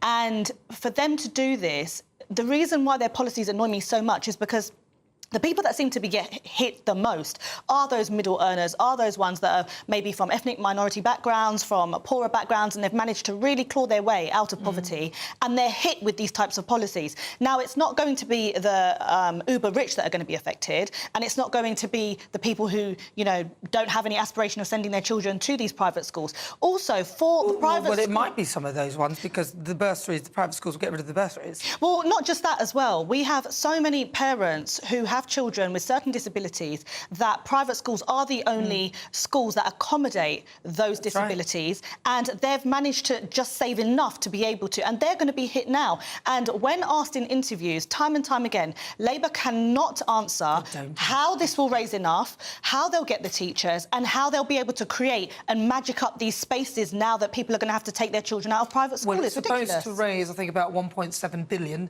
and that is, there's about 650,000 people who were in private schools. That is falling as people, as the independent sector are noticing that people aren't going. Matthew Laza, are you going to defend this? Yeah, policy? absolutely, because it's totally aspirational, because Labour's aspiration is for every child in Britain to have a good school in their neighbourhood, and 93% of Britain's children go to state schools. During the years of austerity under the Tories, those state schools had to take serious cuts, and so actually it's up to the private schools themselves to find economies, to find ways. Maybe they have to postpone the shiny new drama block for a year. While they do it. It's not the politics of MB at all. New drama block. Even you're saying it. You don't why even hear why should 93% of kids subsidise the other 7%? So just to be clear, they're not subsidising the other 7%. They Let me are. just explain to you very briefly. The parents are paying for children at these schools, so it's about £7,500 a head that comes out of taxes from each to subsidise each one of these kids at a state school. Not only are the parents paying for that, they're also paying for their own kids' private education. They're actually taking the strain off the private education of the state system, and I think they should be given some sort of rebate. But listen, we've got to go to this. GBNews' national reporter Charlie Peters is live from a counter-protest march. What's happening there, Charlie? Are you OK? Yeah, I'm all good. I'm cosy. It's just another day in central London. But I don't know if you saw, but as we were just broadcasting live, at the end of that shot on Downing Street, on Whitehall, just behind me, as the crowd started to gather in front of number 10, a group, I think, recognised that we were GB News. And a few had noticed us before. Perhaps that is the nature of GB News. We are hated, adored, but never ignored. And when they saw who we were, they started chanting GB News off our streets. That came after they were chanting Nazi scum off our streets. And that quite heated atmosphere, including a couple of the people who were on the march, saw a man come towards us and try to block our broadcast, touching the camera and our cameraman. I think we might be able to show you that in a clip, and also attacked another member of my team, hit him as he came forward to try and move him away from our excellent cameraman, who's done a fantastic job in difficult circumstances today, surrounded by many people who don't want us to be here. I think we can show you the clip now of what happened. Take it away.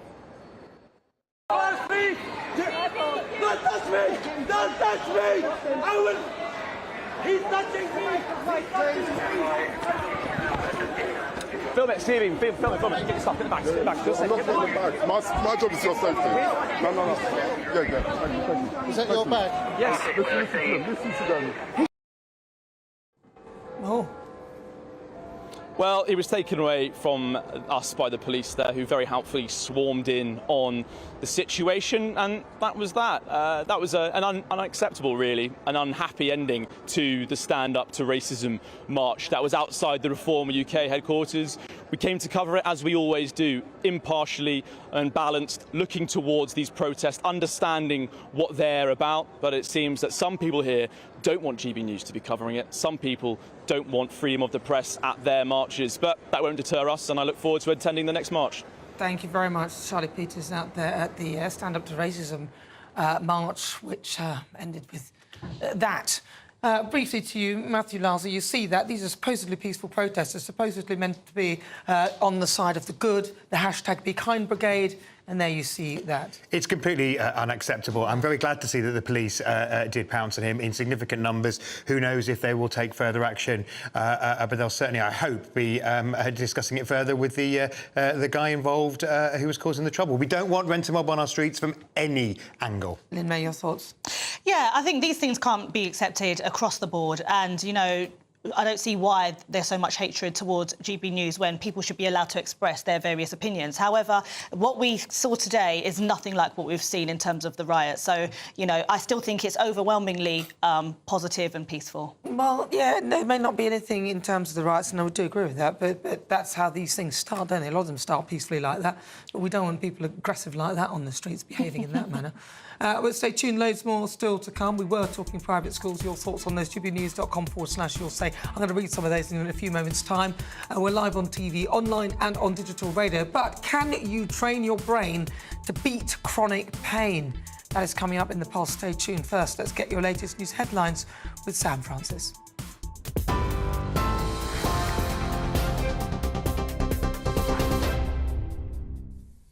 Very good afternoon to you, just after 4:30, and we start with a recap then of that news we've just heard from our reporter Charlie Peters, that anti-racism demonstrators have taken to the streets of London, countering almost 2 weeks now of anti-immigration protests and riots across the country.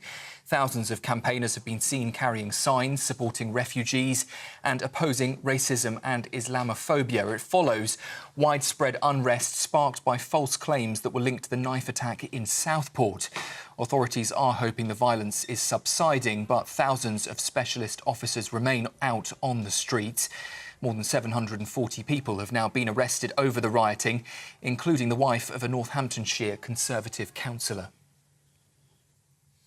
Well, it's been revealed that the older sister of one of those Southport stabbing victims witnessed the attack and managed to escape. Lauren and Ben King say their 6-year-old daughter, one of the 3 girls killed at a dance class last week, was sweet, kind and, they say, spirited. They've also paid tribute to the strength and the courage of her older sibling, Jeannie. Up to 500 people have attended the funeral service of Jay Slater in Lancashire today. Family and friends packed the chapel at Accrington Crematorium, with others watching on from outside. Most attending were wearing blue in memory of the 19-year-old who fell to his death in a mountainous region of Tenerife in June.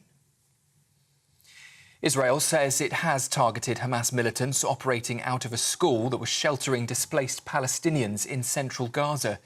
It disputes the Gazan Health Ministry's claim that over 80 people were killed in that attack. 2 Chinese warships have passed through UK waters twice in just 3 weeks.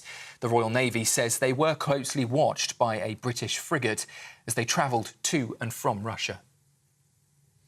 And in the last hour or so, Great Britain's Noah Williams has won bronze in the men's 10-metre platform diving at the Paris Olympics, though he only squeezed through qualifying in 12th, but saved his best dives for the final. China took gold and the silver medal went to Japan.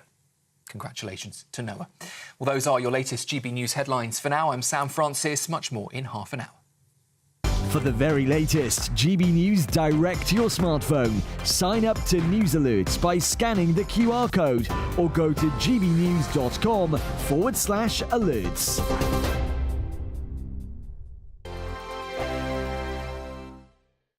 Hello, welcome to your GB News weather update from the Met Office. Some late evening sunny spells in the north, cloudier in the south before turning hot and humid Sunday and more so into Monday. So looking at the bigger picture then, we've got this waving feature and this is responsible for the areas of cloud today, but higher pressure situated towards the south. So through the rest of today then, that cloud should generally melt away, generally just staying along the southern coasts of England, so murky here. Elsewhere, clearer skies are developing, any showers across Scotland generally fading as we go through the night. So underneath the clear skies could turn quite chilly for some of us in rural spots, but underneath this cloud, a humid, uncomfortable night with some muggy conditions here. So to start Monday morning then, like I said, a lot of cloud around, especially across parts of Devon and Cornwall and along English coast, some low cloud here. Elsewhere, some sunny spells, perhaps turning a bit hazy with the sunshine across Northern Ireland and parts of Northern England as well. And across Scotland, sunny spells mixed with just a few showers still coming in from the west. So through the rest of Sunday, hopefully most of this cloud should start lifting and breaking, and that low cloud retreating back towards coastal areas. Elsewhere, many places seeing plenty of sunshine, showers fading across parts of Scotland as well. And for many of us, it is going to be a warm, if not very warm and humid day. Highs in the southeast up to 27, possibly even 29 degrees. So then as we go into Sunday afternoon and evening time, that cloud generally melting away, plenty of clear skies on offer, but notice low pressure out towards the west, and that could bring in a focus for some quite heavy thundery showers on Monday. Going to be feeling very hot as well, highs of up to 32 on Monday. Bye-bye. I'm Andrew Pearce. This is GB News, the People's Channel, Britain's news channel.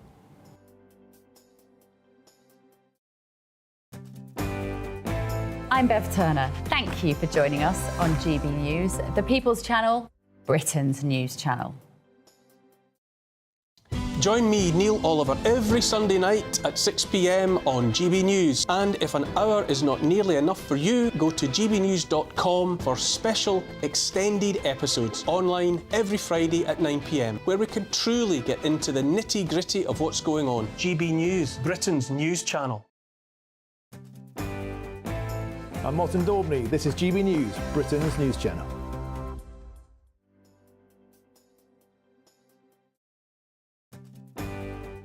I'm Mark Dolan, and this is GB News, the People's Channel, Britain's news channel.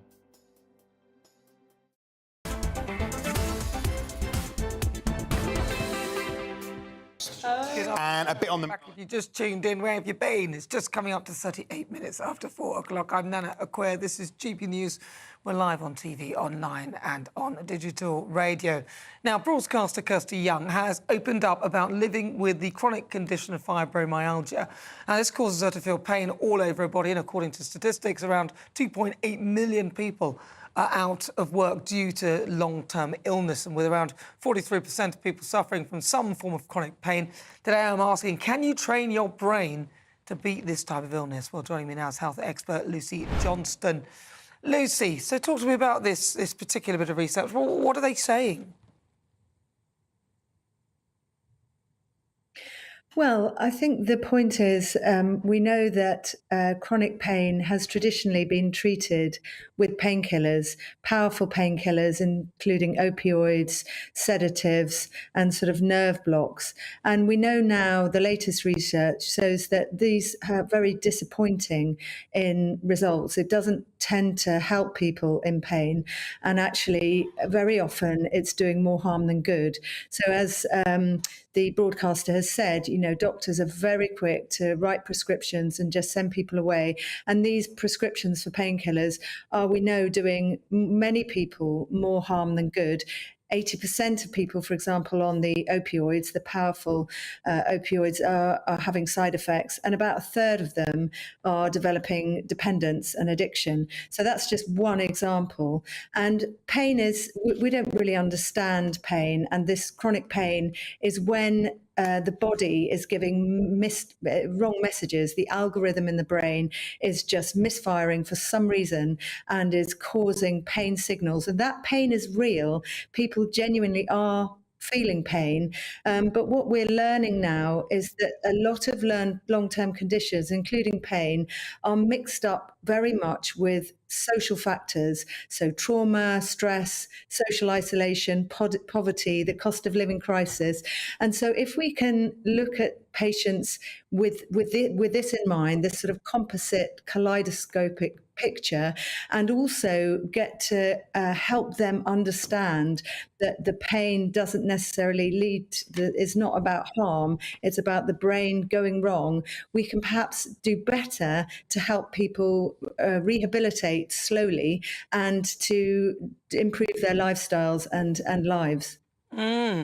There's the thing with chronic pain, isn't it? If you suffer from it, it's so debilitating. And also, I mean, I had a knee injury, and literally I can always feel the knee. You can basically feel the thing that's in pain all the time.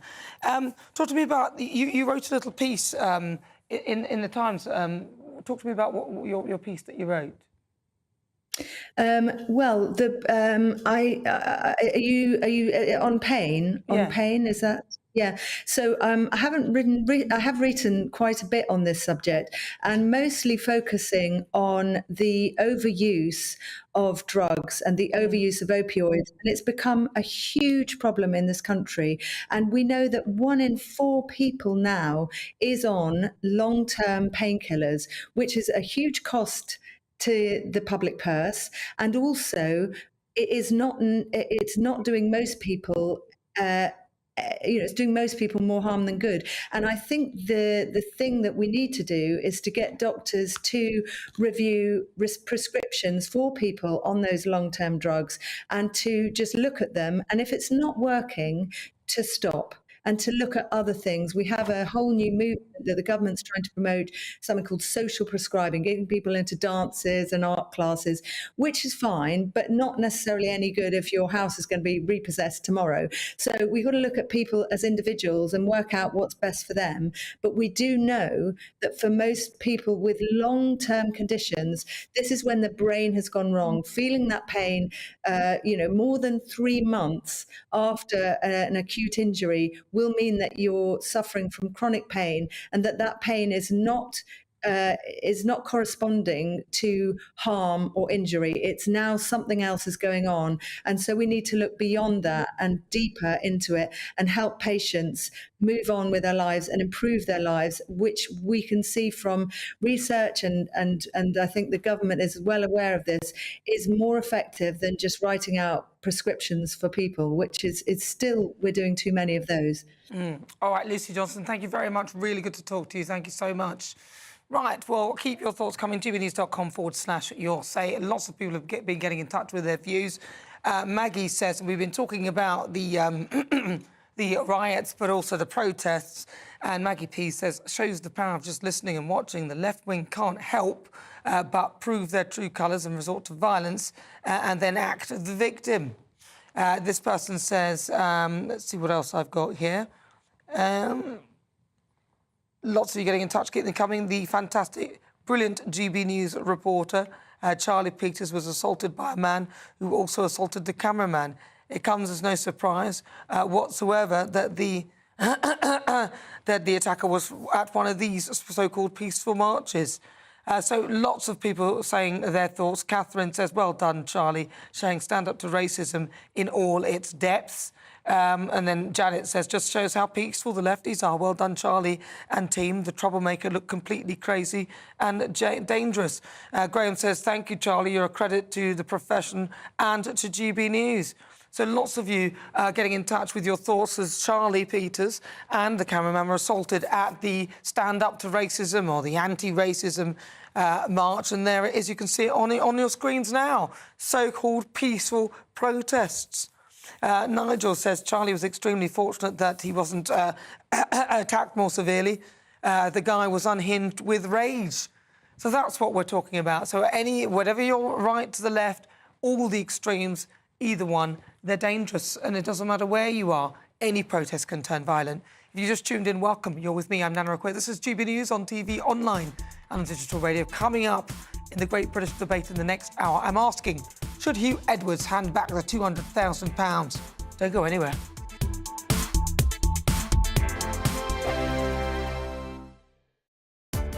Welcome to State of the Nation, daily plunge into the stories shaping our country.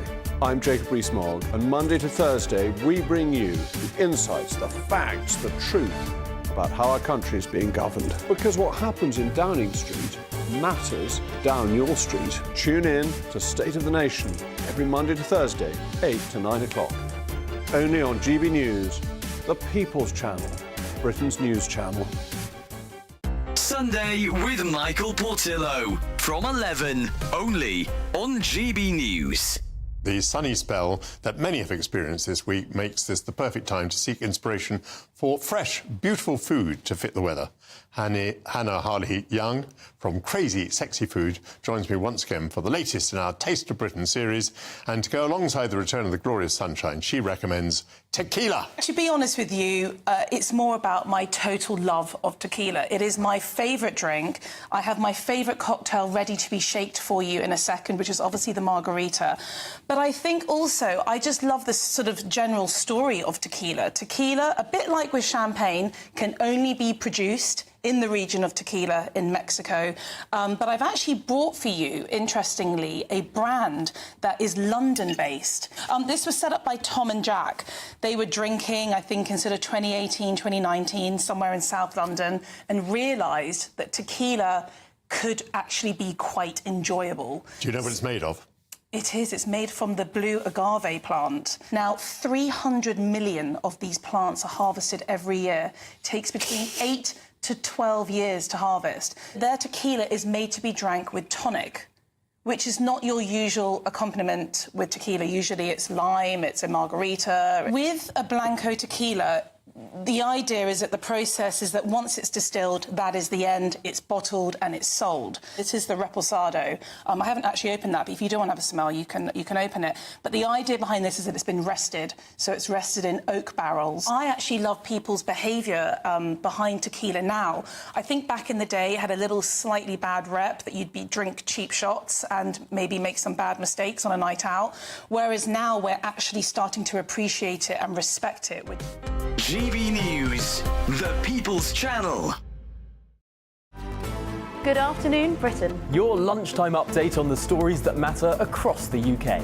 From breaking news and insightful analysis, inspiring stories and lively debates. You're comparing yourself to a former Prime Minister. Which is it? Stay informed, stay updated, stay entertained. I just don't know how anyone would not want to be there. Every weekday from midday. We are Good Afternoon Britain, only on GB News. Britain's news channel.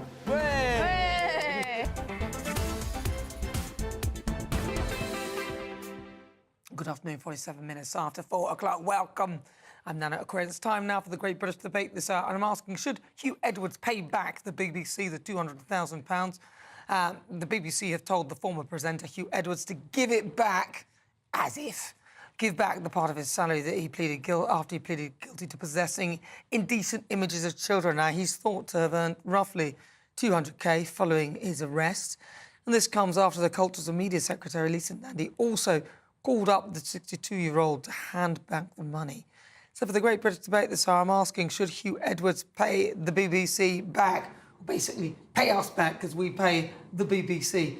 So joining me, Lynn May and also Matthew Larser. Lynn May. Yes, I think he should pay it back. I think he should pay more back. What about his pension? He's essentially... This is the thing. There's two different sides to look at this. There's the HR policy, the confines of the law or policy legislation, and there's the moral high ground. And I think, yeah, if he wants any form of chance of redemption, this would be a very tiny step forward. But then, you know, if he's not getting a salary anymore, he's not going to be employed by anyone, I think.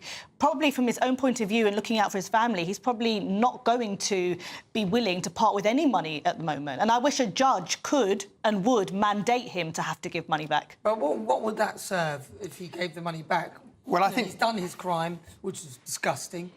And absolutely. Well, because clearly the BBC, I'm glad the BBC's done this, because there was some scepticism that the BBC would do it, and I'm glad that they've done it. I'm glad that Lisa Nandy's led calls for it to be done. I mean, it's absolutely morally right of the BBC to demand it because, you know, he's taking the you-know-what, because it was that he was still being paid, he was ill, while the earlier, and it wasn't charges, it was more the early incidents were investigated, but once he was charged with these horrible offences, then clearly he shouldn't have been paid from then. I mean, sadly, as you say, as if, I mean, he's not going to hand it back. I mean, I wouldn't have thought. Who knows? Maybe he'll want to get a little bit of decency back by doing the right thing. Let's hope so. But this means that there's no remorse as well. So I think if there is on the cards a custodial sentence, this should strengthen it if he's not willing to give it back.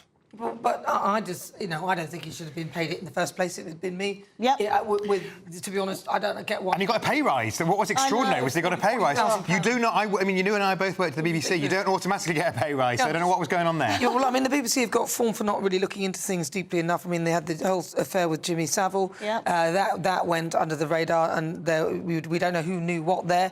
You had Martin Bashir and the behaviour with the letter for Princess Diana. It's a good argument for the licence fee once again. Exactly, and then you had Russell Brand. Russell, what's his name? And what's his name? Russell Brand. Yeah, it was Russell Brand and Jonathan Ross. And Jonathan Ross, yeah, so you had that incident as well. And there have been other things, that have gone on the BBC. I just don't get why they managed to sort of... Because they've literally said, nothing to... I don't understand why they're playing catch-up. It took them 7 weeks to even address this properly when the parents went to them. Look, there were clearly questions to answer, and on the issue, I don't understand why, once he was charged and the BBC was told about it, because they met and informed the BBC, why his salary wasn't instantly frozen at that point. Obviously, if the BBC had been forced legally to pay it, they would have had to do that, but they should have started proactively, stop paying. Well, should we ask our great British voices? Because this show is nothing without their views. Let's welcome our great British voices, their opportunity to be on the show and tell us what they think about the topics we're discussing. And today I've got two of you, Mark Sheridan from Chester and also Jackie Sampson. Mark Sheridan, I'll start with you.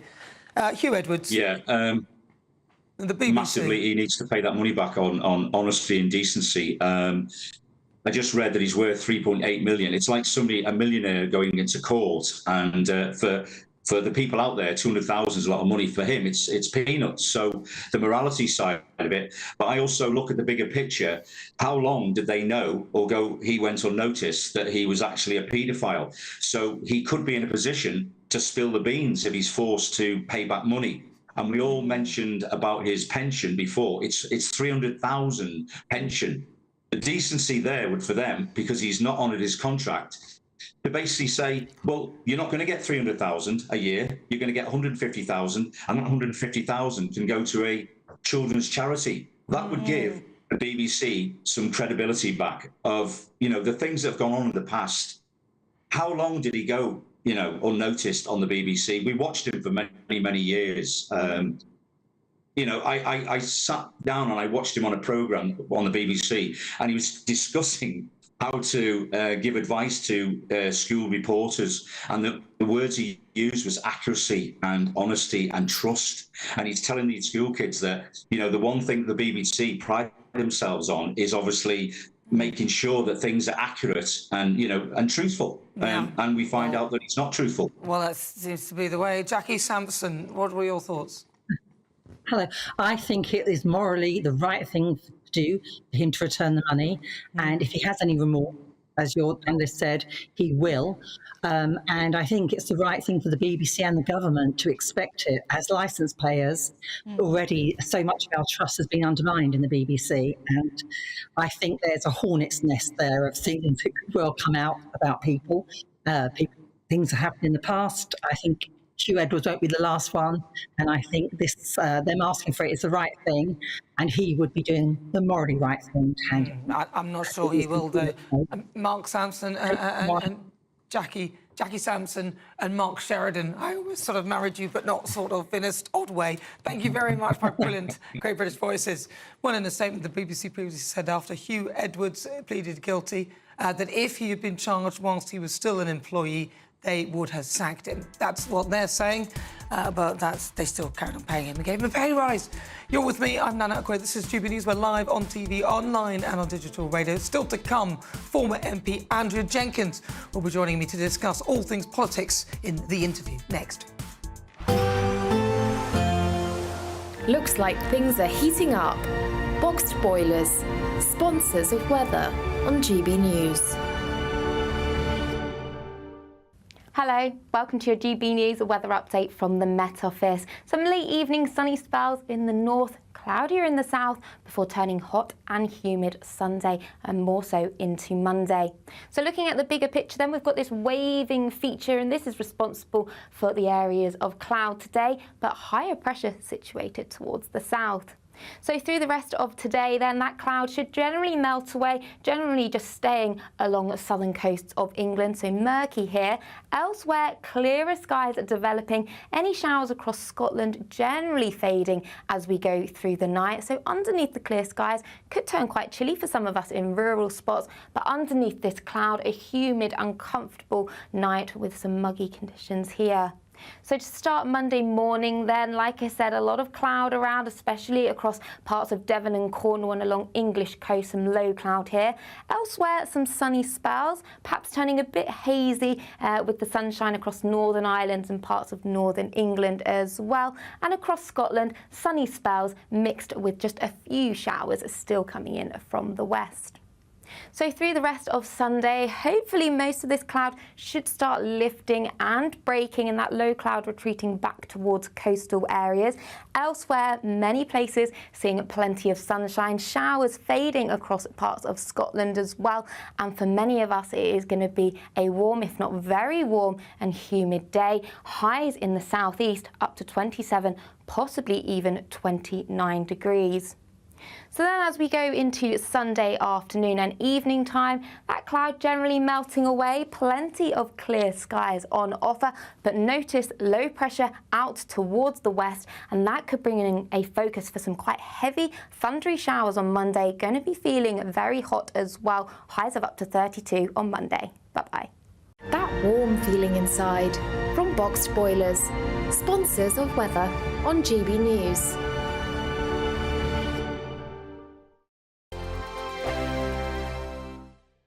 Celebrate a spectacular summer with your chance to win an incredible £30,000 in tax-free cash in our Great British Giveaway. It's the biggest prize of the year so far, and it's totally tax-free. What would you spend that on? Luxury holidays, a new car, or just put it away for a rainy day? Whatever you do with £30,000 in tax-free cash, make sure you don't miss out on a chance to make it yours. For another chance to win £30,000 in tax-free cash, text cash to 63232. Text costs £2 plus one standard network rate message. You can enter online at gbnews.com/win. Entries cost £2, or post your name and number to GB07 PO Box 8690 Derby DE1 9TT. UK only. Entrance must be 18 or over. Lines close at 5 p.m. on the 30th of August. Please check the closing time if listening or watching on demand. Good luck.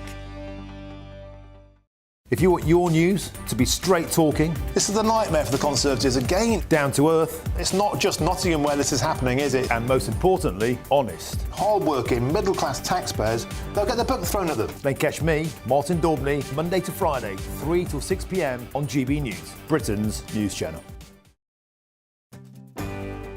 I'm Michelle Dewberry, and this is GB News, the People's Channel, Britain's news channel. Join me, Camilla Tominey, for a frank and honest discussion with those in power that cuts through the spin and gets to the heart of the issues shaping our nation. You haven't confirmed that you want to stand as leader, but you haven't ruled it out either. This report basically says that he's not fit to stand trial. Is he indecisive? Incompetent? I deliver the dose of reality Westminster needs. That's the Camilla Tominey Show at 9:30 every Sunday on GB News, the People's Channel, Britain's news channel. I'm Patrick Christie's. Every weeknight from 9, I bring you 2 hours of unmissable, explosive debate and headline-grabbing interviews. What impact has that had? We got death threats and the bomb threat and so on. As time passes, she could have said stump. You made my argument for me. My guest and I tackle the issues that really matter with a sharp take on every story. Went everywhere. Something practical could be done. Or I can become something different. Patrick Christie's tonight from 9 p.m. only on GB News, Britain's news channel. Are the newspapers getting you down? My wife didn't divorce me that month. Struggling to separate the wheat from the chaff? I know that it's a bit of a circus at the best of times. Well, don't worry. Headliners has got you covered. We'll take the burden of reading the day's news, and if we get depressed, who cares? It's an occupational hazard, frankly. That's Headliners on GB News from 11 p.m. till midnight, and the following morning, 5 till 6 a.m. on GB News, the comedy channel. Nah, just kidding. Britain's news channel.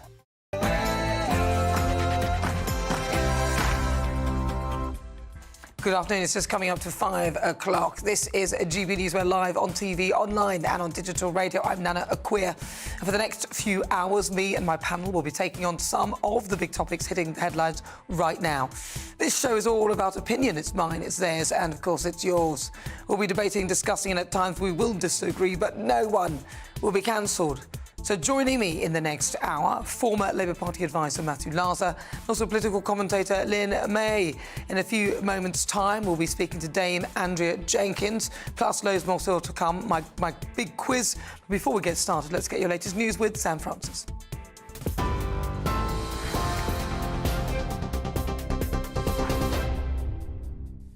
Nana, thank you very much, and good evening to you. It is exactly 5 o'clock, and the top story tonight is that anti-racism demonstrators have taken to the streets of London, countering almost now 2 weeks of anti-immigration protests and riots across England. Thousands of campaigners have been seen carrying signs supporting refugees and opposing racism and Islamophobia. Authorities say they do hope the violence is subsiding, but thousands of specialist officers remain on the streets this weekend. More than 740 people have now been arrested over the rioting, and that includes the wife of a Northamptonshire Conservative councillor. Well, the family of one of the girls killed in the Southport stabbings that have triggered much of the unrest have revealed her older sister saw the attack and managed to escape. Bebe King's parents say the 6-year-old was full of joy, light and love, and they have also praised their older daughter Jeannie's incredible strength and her courage. Meanwhile, in Belfast, thousands of people have been taking part in another anti-racism protest there after those Southport stabbings sparked anti-immigration protests in recent days. Police in Northern Ireland are promising a significant and visible policing operation. And our reporter, Doogie Beattie, has been in Belfast today for us. For the second week in a row, Belfast city centre is now closed down because of protests. This one, though, is pro-immigration, fronted up by the trade unions of Northern Ireland, Gay Pride and Amnesty International. But more importantly, the political classes have joined in, and many in those working class areas that are facing the majority, the biggest amount of undocumented immigration, now feel that their political voice has gone. This parade will due to end in the next hour, but it remains to be seen what will happen in the coming days. In other news, a 32-year-old man has been charged over a shooting in East London in May, which left a 9-year-old girl seriously injured. She is still in hospital in a stable condition after that attack in a restaurant in Dalston. Javon Riley from Farnborough appeared in court this morning accused of 4 counts of attempted murder. He's been remanded in custody and will appear at the Old Bailey next month. Up to 500 people have attended the funeral service today of Jay Slater in Lancashire. Family and friends packed the chapel at Accrington Crematorium, with others watching from outside. Most were seen wearing blue in memory of the 19-year-old who fell to his death in a mountainous region of Tenerife in June. Concertgoers in Cornwall have been left with broken bones after what's been described as a terrifying crowd surge at Boardmasters Music Festival, which reportedly saw some of the speakers fall into the crowd. A number of people, including children, were caught in the crush, with some taken to hospital. At this stage, it's believed around 7 have so far been discharged from hospital. However, Devon and Cornwall police have confirmed there were no serious injuries, and it is understood that festival will continue. Israel says it's targeted Hamas militants operating out of a school that was sheltering displaced Palestinians in central Gaza. It disputes the Gazan Health Ministry's claim that over 80 people were killed in that strike. However, the EU's foreign policy chief has condemned what he calls the massacres, arguing there's no justification. We've heard today that 2 Chinese warships have passed through UK waters twice in just 3 weeks. The Royal Navy says a British frigate kept close watch as they travelled to and from Russia, and they were also assisted by vessels from France and from Belgium. An investigation has now been launched after a plane crashed in the state of Sao Paulo in Brazil last night, killing all 61 people on board. The black box was found late last night with some of the flight data. There were 57 passengers and 4 crew on board. You can see here the dramatic scenes of that plane spiralling out of control as it fell through the air and crashed through trees, eventually and very sadly landing in a large plume of smoke. Here, a 6th Banksy artwork has appeared in London, the latest in a series of animal-themed images around the capital. The new painting, a silhouette of a cat stretching, is in Cricklewood if you're interested in going and having a look. A fresh image has sprung up overnight every day this week, including outlines of a wolf, a goat, elephants, monkeys and pelicans. I'm sure I could paint something like that. And Team GB have won their first medal of the day at Paris, thanks to the diver Noah Williams. He secured bronze in the men's 10-metre platform final. And there could also be some more British medals to come in the taekwondo. And Rebecca McGowan in the contention for that medal in taekwondo tonight. Earlier, Erin McNeice missed out in the climbing, sadly, while Emil Keres finished 4th, ever so close to bronze in the men's marathon. Those are the latest GB News headlines. For now, I'm Sam Francis. More in half an hour. For the very latest GB News direct to your smartphone, sign up to News Alerts by scanning the QR code or go to gbnews.com/alerts. Thank you, Sam. Welcome back. You're with me. I'm Nana Akua. This is GB News. We're live on TV, online, on digital radio. Now, here's what's coming up in this hour. Don't touch me! Don't touch me! I will...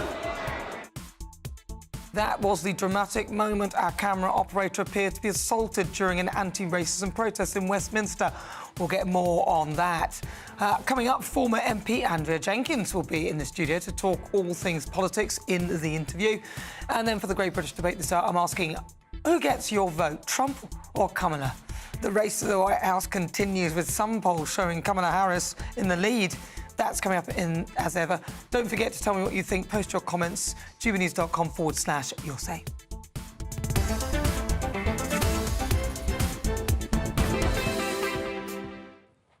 So King Charles called for mutual respect and unity, and following the riots across the country, he spoke out for the first time since the unrest began. He also thanked the police for their efforts to restore peace, as well as the communities who came out to counter the violence. This all comes as the Prime Minister told forces up and down the country to remain on high alert going into the weekend. So now joining me is retired Scotland Yard detective Mike Neville. Mike, thank you very much for joining me. Your thoughts then? I want to ask you your thoughts on Keir Starmer, how well he's progressed in terms of keeping law and order and keeping our streets safe in the last sort of 5 weeks. Well, I think it's right that thugs who attack the police and damage property, attack people, whether they're white, black, Asian or whatever, those people are rightly and swiftly put into prison. It doesn't really amuse me, but it strikes me that every time I come on these programmes and say, look, the way to deal with criminals is to put them in prison, there'll be several left-wing professors telling me that prison doesn't work. But as soon as working-class white people start to do things wrong, it's seemingly that prisons do work. And I just think that whilst it's good in the short term to deal with rioters and put them away, the error that's been made here is in previous riots, where it's usually been ethnic minorities been involved, there's been a great deal of understanding. There's been an inquiry afterwards to establish what the problems were and why did this boil over. With this set of disorder, we're just simply told that the people involved are right-wing thugs. Everybody there is racist. Of course, you've got anti-racism marches going on, which implies that anybody on the other side is a racist, which I don't believe is true. And what the problem is here is that there's an enormous boil building up. Lord Sewell, who's a very eminent black member of the House of Lords, of course, wrote a report saying that working class communities are being left behind. And of course they are. Their opinions on immigration, because they're the ones who have to send their kids to school where there's 20 different languages being spoke, they're being ignored. And I fear that if it's not addressed, these sort of riots will occur again. You're putting a sticking plaster over a boil. And of course, it's the frontline police officers who have to take the rocks and bricks being thrown at them. And the politicians who are ignoring the problem, they can safely sit in the House of Commons and do nothing about it. So that's the real problem. The long-term issues, in my view, is the big issue here. But in terms of Keir Starmer, then, did you think that what he's done is good? Because he hasn't actually mentioned anything about how he's going to tackle the sort of burning ember, which is all the problem with mass immigration, be it legal or illegal? Well, I don't think he has dealt with it. I mean, you only have to look at the popularity that's been reported in the press. It's gone right down because he simply dismissed people who had concerns as all of them being right-wing thugs. And you do get this issue of two-tier policing, which we're told is nonsense and ridiculous. And anybody who says to me that two-tier policing is ridiculous, and I challenge them to do this, go to the Notting Hill Carnival at the end of this month. You'll see people openly smoking drugs. They'll dance with the female officers to the point of what's been called in the past sexual assault. There'll be gangs marauding, stabbings, and all sorts. Copy that behaviour, go into a Millwall football match on a Saturday and see what the police situation is then. It will be a completely different reaction to whether you were at the Notting Hill Carnival. So the idea that the police police different events in certain ways is absolutely true in my view. We've seen it time and time again, and this has just exacerbated the whole situation. All right, Mike Neville, thank you very much. He's a retired Scotland Yard detective. Really good to talk to you. Well, joining me now is GBNews' national reporter, Charlie Peters. He's made his way away from that, and he's now here in the studio. Charlie, there's supposedly a peaceful protest. Was it a peaceful protest? What was the energy, the atmosphere like there? Well, the energy was quite aggressive outside Reform UK's headquarters. It kicked off about 2:30, the Stand Up to Racism protest. And the language used was very much chanting against what they described as fascism, the far right and Nazis. Nazi scum off our streets. Now, walking around the protest before the speeches started, I spoke to members of the Turkish Marxist and Leninist Communist Party and also German communists who'd flown in specifically for this week of what they described as anti-fascist action. Now, as you know, there have been many demonstrations across the country since some of the violent disorder we've seen at anti-migration protests that suddenly turned into riots from Southport, also down into Aldershot, Manchester, Leeds. It's been a big problem. And in Plymouth, even on Tuesday night, just gone. But the atmosphere today at this anti-reform march by Stand Up to Racism, it was mostly peaceful at the beginning. People were sat around. But as the speeches started and as the rhetoric kind of ramped up, I think some people would have looked on in concern at hearing elected politicians being described as Nazis. Now, many people there said that Nigel Farage was behind some of the violence that we've seen. Now, Mr Farage has rejected that claim, and a Reform spokesperson told GB News today that that address that they were protesting at is just a postal address. They can't give away the actual address of their real headquarters because they're afraid of, in their terms, far left thuggery and extremists. That's what they told us earlier today. But marching away from the Reform UK location, they then walked down Victoria Street and past Westminster Parliament Square towards Downing Street. And you came to us at that point. About an hour ago, we were broadcasting live through that march as they were again making those chants about Nazis and fascists off our streets. Just as we finished our live hit with you, and perhaps thinking that we weren't live on air, that they could speak to us finally, a group that was around us, maybe about 7 or 8 people, suddenly started chanting GB News off our streets, switching from Nazi scum and fascists to GB News. Perhaps there's a link there that should be explored among these people. And in that process, our excellent cameraman kept filming that. And while they were doing so, suddenly, one man went for our cameraman. We can show you a clip of that now. Well, let's take a look. Don't touch me! Don't touch me! Don't touch me! I will... He's touching me! He's touching me! Film it, Stevie. Film it. Get your stuff. Get it back. Get it back. I'm not putting it back. My job is your safety. No. Yeah. Is that your bag? Yes. Now, there have been a lot of conversations, haven't there, about two-tier policing, about the police using different powers and different approaches to different protests. Earlier this week, I had the great joy of being in Yardley, a meeting with people who'd experienced the mob descend on their pub on Tuesday night, and they told me point-blank, two-tier policing was alive and well in Birmingham because the police failed to monitor that masked mob. Some of them were seen brandishing weapons earlier on the march, descending on the mob, saying that the EDL were in there and attacking them inside, trying to break into the pub. They barricaded their way in. I have to say, in London, from what I've seen so far of these demonstrations, they have done a firm and serious job dealing with all sorts of different protests. At another incident in Walthamstow earlier this week, they did act swiftly to arrest a man. But here, unfortunately, we had to face this assault from a protester, but thankfully the Met were there and they acted very swiftly. Well, they acted swiftly. I wonder if they're going to police some of the language as well that's been, rallied about in those protests as well. Charlie Peters, thank you very much. Brilliant bit of reporting. You've had a lot of love on gbnews.com/you'll say. People saying how brilliant you are. Nothing for me. Best viewers in the world. We're very grateful for them. We are very grateful to them. Thank you very much, Charlie Peters. He was outside the Reform UK's headquarters, or the postal address, where the anti-racist march was taking place. Right, 15 minutes after 5 o'clock. Stay tuned. Up next, it's time for the interview. Difficult Conversations. I'll be joined by former MP Andrea Jenkins. I'll talk all things politics. Do not go anywhere.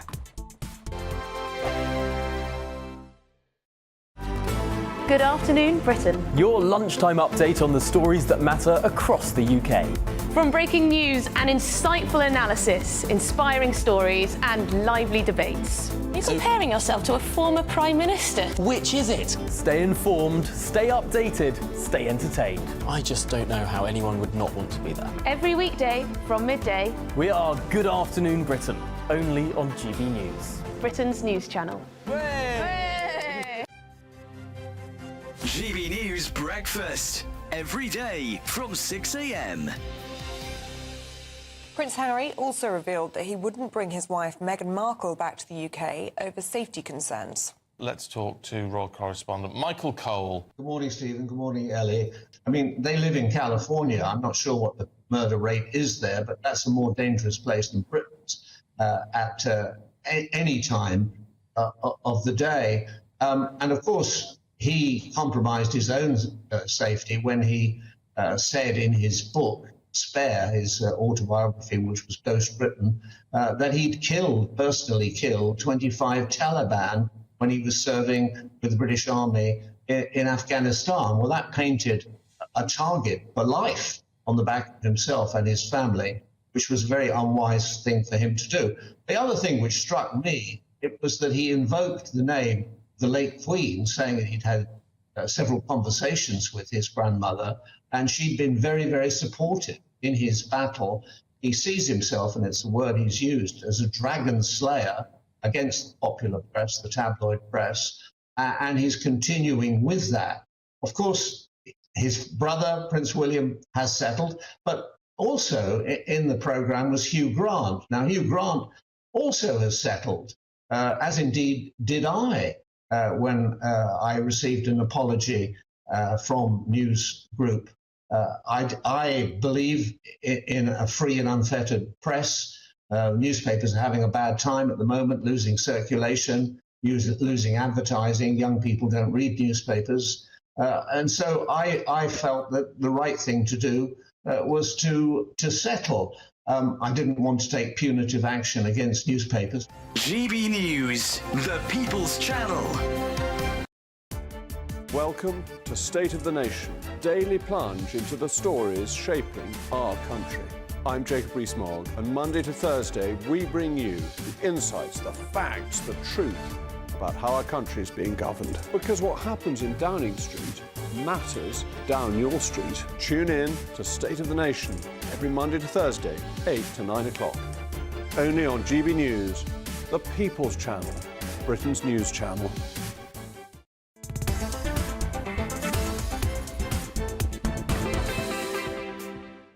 Good afternoon. It's just coming up to 18 minutes after 5 o'clock. This is GB News. We're live on TV, online, and on digital radio. I'm Nana Akua. It's now time for the interview. I'm struggling with the name. I want to call it Difficult Conversations, but the interview, we'll do that, shall we? But it's with former Conservative Minister Dame Andrea Jenkins. Now, she was elected in 2015. She unseated the then Shadow Chancellor Ed Balls and went on to serve in the Cabinet as an Education Minister under Boris Johnson, who knighted her and gave her a damehood in his resignation honours. So in last month's election, she was also unseated by Labour in her West Yorkshire constituency. But I'm delighted to say she joins me now. So, Dame Andrea, it's ended, this wonderful run that you had. You had a very good constituency. I think you did a good job. Thank you, Nana, yeah. But how are you now? Because obviously you're not doing the... No, I'm fine, to be honest with you. I mean, within 24 hours of losing my seat, I'd updated my resume, because I'm one of these, whatever God puts in your plan, you're meant to deal with, in all honesty. Yeah. So never look back, I always think that. So what are your thoughts now? So are you still in the Conservative Party? Are you still going to try and... I am at the moment. You are at the moment. I mean... I think it all depends, Nana, if we pick the right leader. Right. If we see a lurch to the left of the party, then I think it's possibly game over, unfortunately. Because Tom Tugendhat, he's chucked his hat in the ring.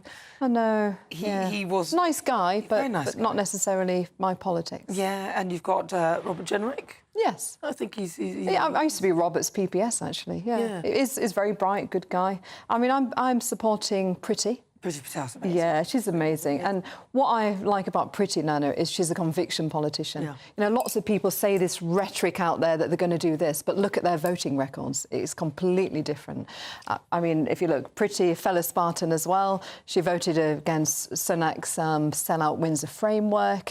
She's voted against net zero stuff, and she's decent woman and a true Thatcherite Conservative. And a lot of the Conservative Party was sort of talking as though they need to move more to the centre, and they were already in the centre, we lost, which is why they don't seem to see that. I'm amazed that Suella Braverman isn't on their list. No, but I think if you look at the numbers, actually, it's about numbers at the next stage, isn't it? It's mainly the left of the party, the One Nation group, who's left. They've got the majority, so... It's going to be a tough fight to get through to that next round. Because whilst we're all dealing with Keir Starmer, who has really taken the reins, and, you know, he's getting rid of all sorts of things and making it difficult, I think, in my view, for people to actually protest legitimately about immigration. Completely. And online as well. Online and everything. Silencing free speech, isn't it? Yeah, so surely there's a role for the Conservative Party. I know they're busy internally combusting again, or internally digesting their failure. Yeah. But surely there's a role for them now. Where is Rishi Sunak? I know. Well, he's in California at the moment, isn't he? He was, pictured at a Michelin star restaurant. Having a nice meal. I hope. I mean, the oldest party. I think the members would choose somebody like Pretty. But it's getting through this next stage. I just really hope that the MPs wake up and smell the coffee of what the general public want. But right now, even though they're, again, looking internally, we want them to be doing something, saying something about what's going on. Nobody from the Conservative Party seems remotely interested in what's happening now. I've been speaking out as a former MP, but, yeah, it's... They're just not doing anything. No. I think the issue is, though, I mean, we've seen with a lot of the national newspapers, the rhetoric, what's out there, it all seems to be very much the same. So I think there's a fear of speaking out, actually. I mean, look what happened in outside Farage's office today. It's ridiculous. The postal office, yeah. And they were all blaming, a lot of them were blaming Farage and shouting fascists and all sorts of things. Well, he's been trending on Twitter for a week, hasn't he? Farage riots. I mean, that is crazy. But how is that allowed? If Sir Keir Starmer is clamping down on misinformation, this should be one of the first things it should be. I mean, what I've pointed out publicly only in the last week, how can the Health Secretary have previously called for actually a Daily Mail former journalist, exactly, and a Dutch politician to be thrown under a train. I mean, that's the thing I really dislike about the left, is the hypocrisy now. Well, he also wrote calling those who voted for Suzanne Hall white supremacists and that sort of thing, and that was recently, and there didn't seem to be any apology within his delivery afterwards. He sort of thought it was fair game. I think it's going to get worse as well, don't you, Nana, under this government, unfortunately? Well, we'll see. I mean, I'd like the Conservative Party to say something. I know that at the moment they seem paralysed by their own internal troubles, but some of them are... I mean, they were elected. Some of them were elected and they're still out there. Absolutely. Now, listen, earlier we were talking about fibromyalgia, and I know that you are somebody who has to deal with, or you have experience with it. For over 20 years, actually. Really? And I also have ADHD. That's why I tend to sort of blurt things out sometimes. Do you? It's a good excuse anyway, isn't it? And I also have trigeminal neuralgia, which is neuralgia pain. So I've lived with pain every day for over 20 years, actually. But I'm one of these that I don't take medication. I literally have got a strong mind and I just block it out. But it's when you get home on a night and you laid in bed and you're on your own. And you realise what pain you're in. I mentally block it out, but it's exhaustion as well because you just do not sleep. So. Wow, what do you do to sort of mentally block out the pain? Just keep busy, really. That's right, isn't it? Take the focus off it, focus on something else, and suddenly you forget about it. Absolutely. So it's true, the mind is very clever. I think the mind's an amazing thing. Yeah. Absolutely. So now looking at the state of British politics, what do you think is the future for the Conservative Party? Because I'm looking at them and I'm not sure they're relevant anymore. No, I mean, as I said, Nana, I'm deciding about my future in the party depending on the leadership and whether I go into politics again or not. That's what I'm sort of deciding. I mean, I'll always be fighting on the sidelines, but it's quite nice to have this time out as well for reflection. But will they be relevant? They've took a major knock, haven't they? And I mean, I was finding on the doorstep, actually, during the election, people was saying that they just don't want to go out and vote. So it's that apathy. And this is why we got the Labour supermajority, isn't it? It was the apathy. Reform split the vote as well. People stayed at home. So are they relevant? Yes, they are relevant, but not if they stay silent on these major issues for too long. They've got to really start talking out and standing up for the British public. Because we need them now. We need them to be speaking now. They may still be looking for a leader, but nobody has said... There's literally no voice apart from Reform. Exactly. Making any noise about the rules that have been put in place, the way things have gone. Keir Starmer has thrown out the Rwanda plan, but yet by doing that, but then he's gone really tough on people in protest, which shows that if you just imprison a few people, it can affect the many. And his argument was that Rwanda wouldn't work, there's not enough, it's a gimmick, there's not enough places, only 200 people would go. But again, the same principle would apply, surely, and it was working. Absolutely. And also, it's the aspect that they were going to release all these prisoners because there's no spaces, so why they're locking people up for what they've put on social media? This is, to me, it's about control and trying to silence freedom of speech. I think that is... and so the Conservatives really have got to start speaking up because the public need it. We do need them. And the Liberal Democrats, I haven't heard a word from them either. They're quite quiet. Parliament's very homogenised at the moment. It's so many same voices, isn't it? And I think that is the issue. This is a real problem. Now, I want to talk to you about the Olympics, and I want to get your thoughts on Iman Khalif. Now, this is the intersex person who identifies as female, but apparently, as we know, has XY chromosomes, which makes Iman a male, biologically.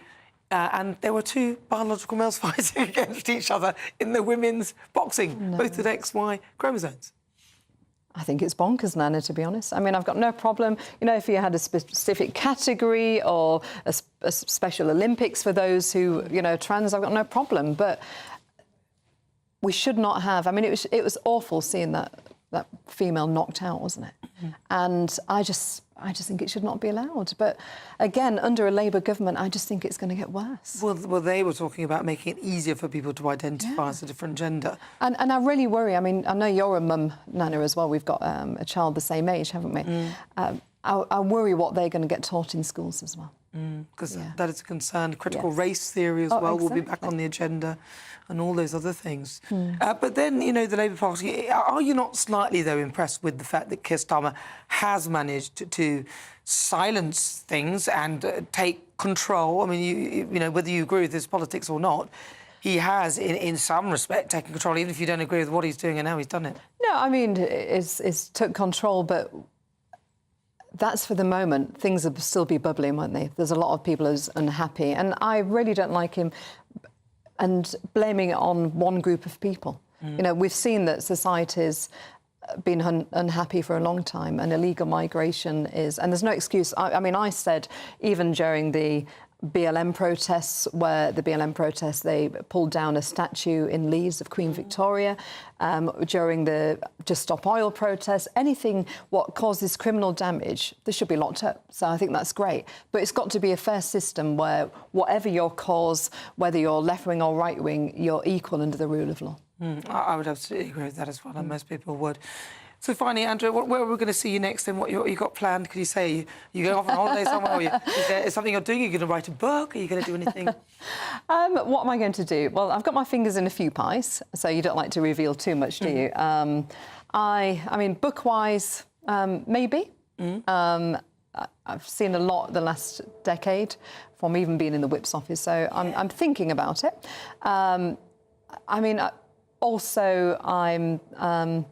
want to go back into business again because I've sort of have got director level board experience, and so yeah, I've got my fingers in a few pies, but I'll keep always coming forward and speaking out, Nana, even though I'm not an MP anymore. And your thoughts of your time as an MP?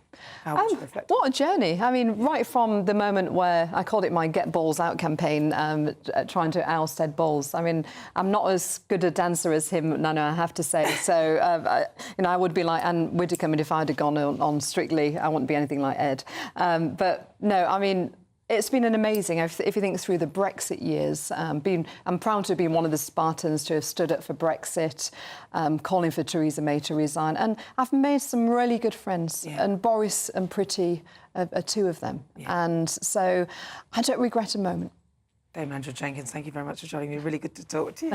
Thank you. Brilliant. That was Dame Andrea Jenkins. You're with me. I'm Nana Akua. This is GB News. We're live on TV, online and on digital radio. Just coming up to 31 minutes after 5 o'clock. On the way, the Great British Debate this hour. I'm asking, who gets your vote, Trump or Kamala? The race to the White House continues with some polls showing Kamala Harris is in the lead. That's up on next. But first, let's get your latest news with Sam Francis.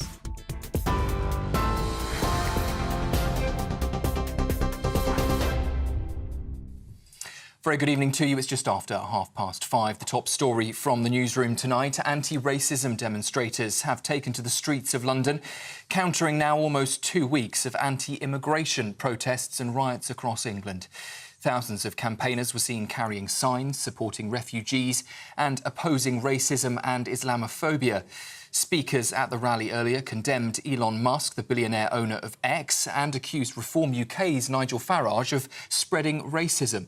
It follows widespread unrest sparked by false claims linked to the knife attack in Southport over a week ago. Authorities hope the violence is subsiding, but thousands of specialist officers are still out on the streets.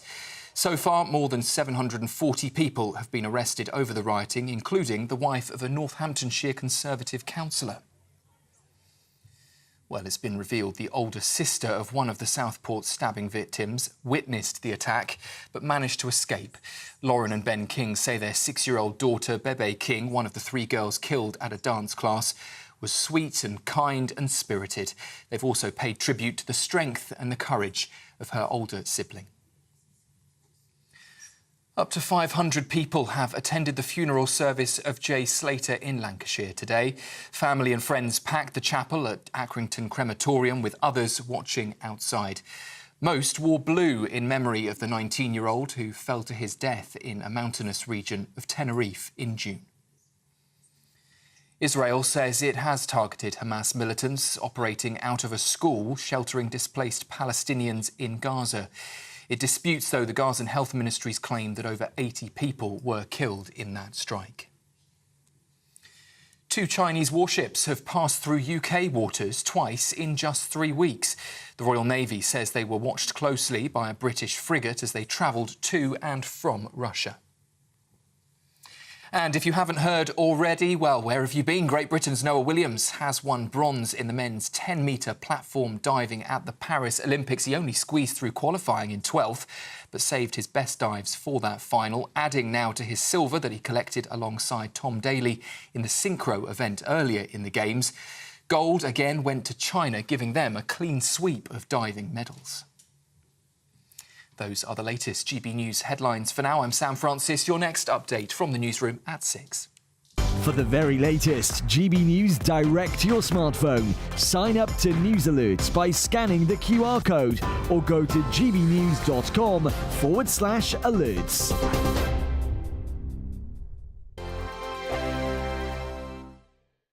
Hello, welcome to your GB News weather update from the Met Office. Some late evening sunny spells in the north, cloudier in the south, before turning hot and humid Sunday and more so into Monday.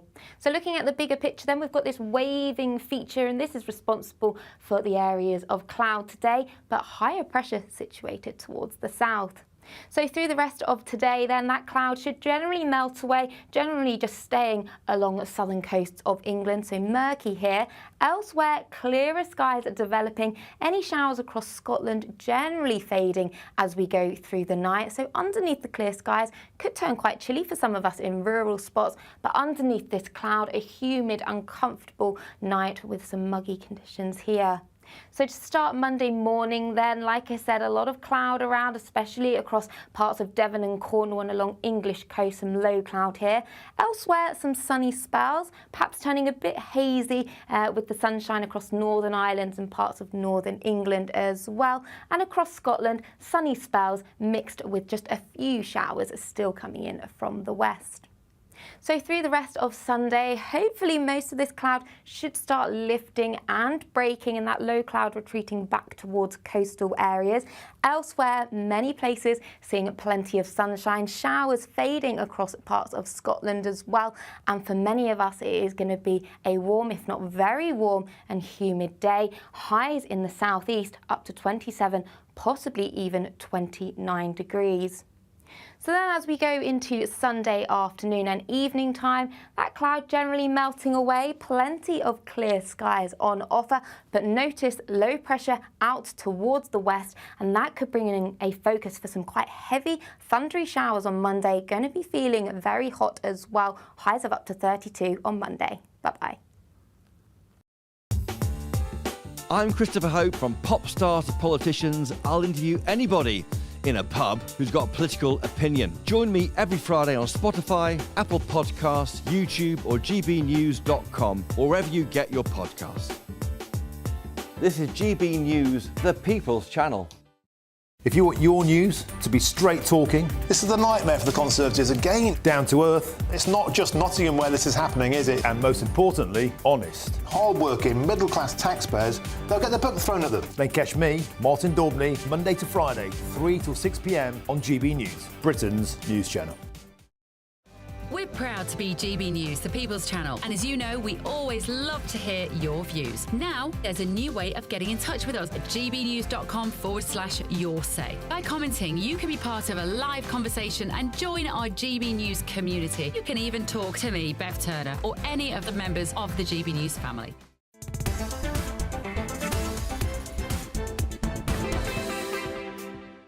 Good afternoon, 37 minutes after 5 o'clock. Welcome if you just tuned in. Where have you been? This is the last bits of the show. 21 minutes to go. I'm Nana Akua. We're live on TV, online and on digital radio. And it's time now for the Great British Debate this hour. And I'm asking, who gets your vote, Trump or Kamala? The battle for the White House continues. The former President Donald Trump arrived to address the Republican masses at a rally in Montana, and the Republican nominee arrived as Bozeman, Montana, after his plane was reportedly diverted to a different airport due to a mechanical issue. But despite his delay, Donald Trump still had time to criticise Kamala Harris once again. Kamala is grossly incompetent and, in my opinion, has a very low IQ. But we'll find out about her IQ during the debate, OK? Let's find out about her IQ.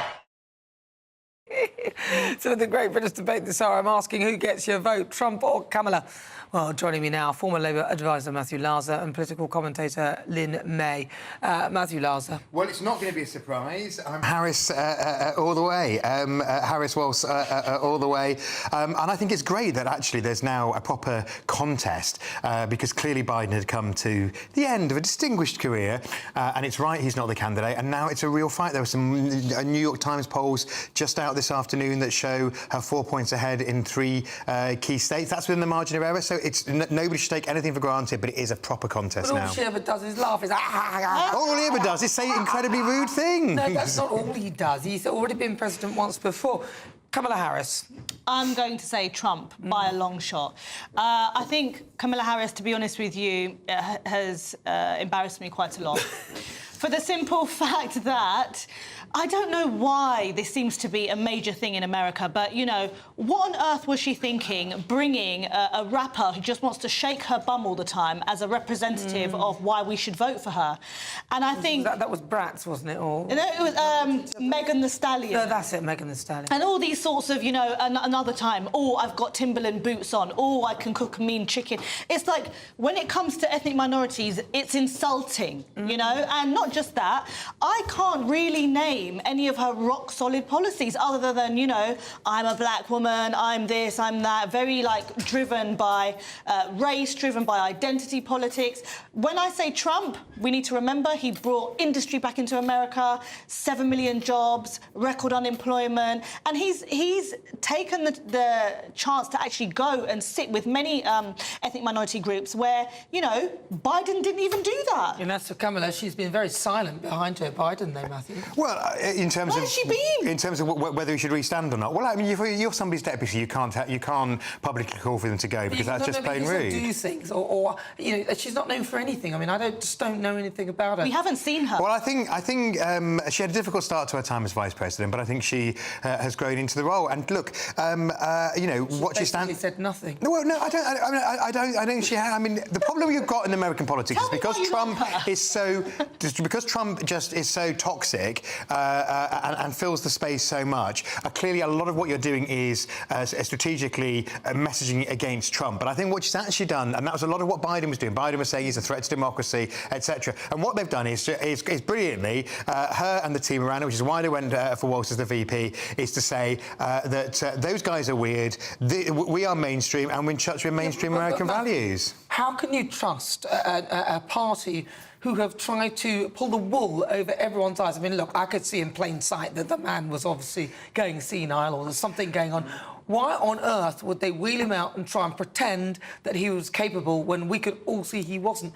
They're not genuine, are they? No, I mean, look, I don't think he's senile. He clearly has moments. There's something wrong. There's something wrong, which is why it's right that he's not restanding. I think he's capable of doing the job. He's actually given some very coherent interviews. And I'm worried for all our safety if Trump wins. Why is she taking over? Because he's now too old to do it. And of course, Trump. There have been lots of questions about Trump, and I would love to see Trump and her take an IQ test, because I think we know who'd win, and it wouldn't be Trump. Oh, I don't know about that. It's not about age, though, is it? I just think, you know, when I ask people, what is it about Kamala Harris that you actually like? Not that you hate Trump. What is it about Kamala Harris that you actually like? Prior to Biden stepping aside, can you give me even 3 interesting points that she came out with? She came out with the best line ever in her first speech, which was, she's got experience. In her first speech as the nominee. Can I speak?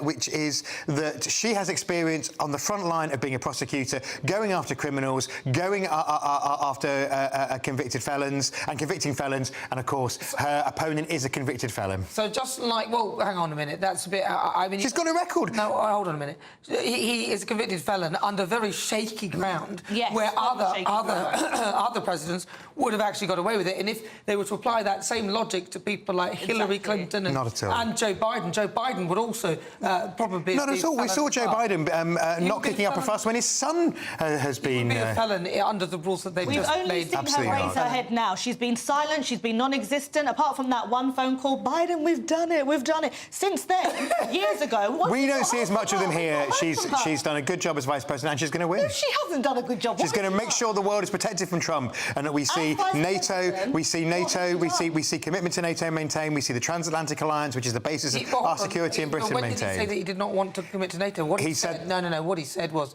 that they should pay their fair share. Otherwise, if something doesn't... If they don't, then they're not going to come out. He's also said that he's against... That made everybody pay. He's said various things. That is one of them, and that's why now 20 NATO countries are going to be paying the 2%. Because of Trump. Based on what he did. I think more because of Putin's invasion of Ukraine, to be honest. No, what Trump said. God, they've been quiet. We thought we were waiting for you. I think we're so used to being told to be quiet. We thought we were doing it ourselves. All I had to do was pick up my cup of tea. I know. It's interesting that body language does it. It's the GBNews mark, and that was the end of it. Well, listen, stay tuned. Coming up, my quiz. I'll test the panel on some of the stories that caught my eye this week. But next, loads more still to come. The Olympics and all that on the way. I'm Patrick Christie's. Every weeknight from 9, I bring you 2 hours of unmissable, explosive debate and headline-grabbing interviews. What impact has that had? We got death threats and the bomb threats on. As time passes, She could have saved Storm. You made my argument for me. My guests and I tackle the issues that really matter with a sharp take on every story. Went everywhere. something practical could be done. Or I can become something different. Patrick Christie's tonight from 9 p.m. only on GB News, Britain's news channel. Martin Daubney, weekdays from 3 p.m. King Charles has launched his own aftershave, costing, wait for it, an eye-watering 135 quid for a 100 millilitre bottle, promising buyers that they can smell just like the gardens of his Highgrove country pile. Now, this is something that Meghan Markle would do, surely not the King. Is this a case of King Charles selling out, watering down the brand just like Meghan? Well, join me now to discuss this is the royal broadcaster, Helena Chard. Helena, welcome to the show. Martin, often on the hi. show, we've had a pop at Meghan Markle, the Sussexes, for selling out, for flogging strawberry jam, and now the King is flogging Pong. Is this really the right royal thing to do? Do you know what? So the joy of luxury Highgrove splash, you know, at the end of the day, Highgrove is such a special place, and the Highgrove shop sells amazing things on there. And as we know, the profit actually goes towards charity. So it's the King's Foundation, which was formed in 1986. Profits go towards educational and training, and it's all to do with this sort of sustainable world. But not to forget as well the charitable aspect and the whole ethos of the King's Foundation, and that's so important. This is not just something that's going up on the website and just being sold purely to go into someone's pocket. So I think, you know, all in all, I think everyone should have a look at the Highgrove website and see what's on for sale. I mean, there are lots of really lovely, I think, pretty fairly priced products, and even more so, go and see the gardens. You know, as we know, King Charles is a keen environmentalist, and the gardens are fabulous. GB News, the People's Channel. Are the newspapers getting you down? My wife didn't divorce me that month. Struggling to separate the wheat from the chaff? I know that it's a bit of a circus at the best of times.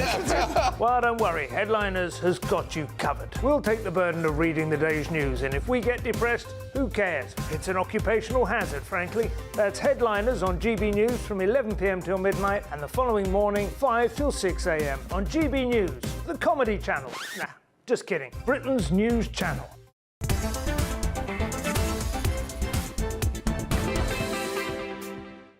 Good afternoon, welcome. This is GB News. We are Britain's news channel. I'm Nana Akua. We're live on TV, online and on digital radio. It's time now for my quick fire quiz, and it's an Olympic special.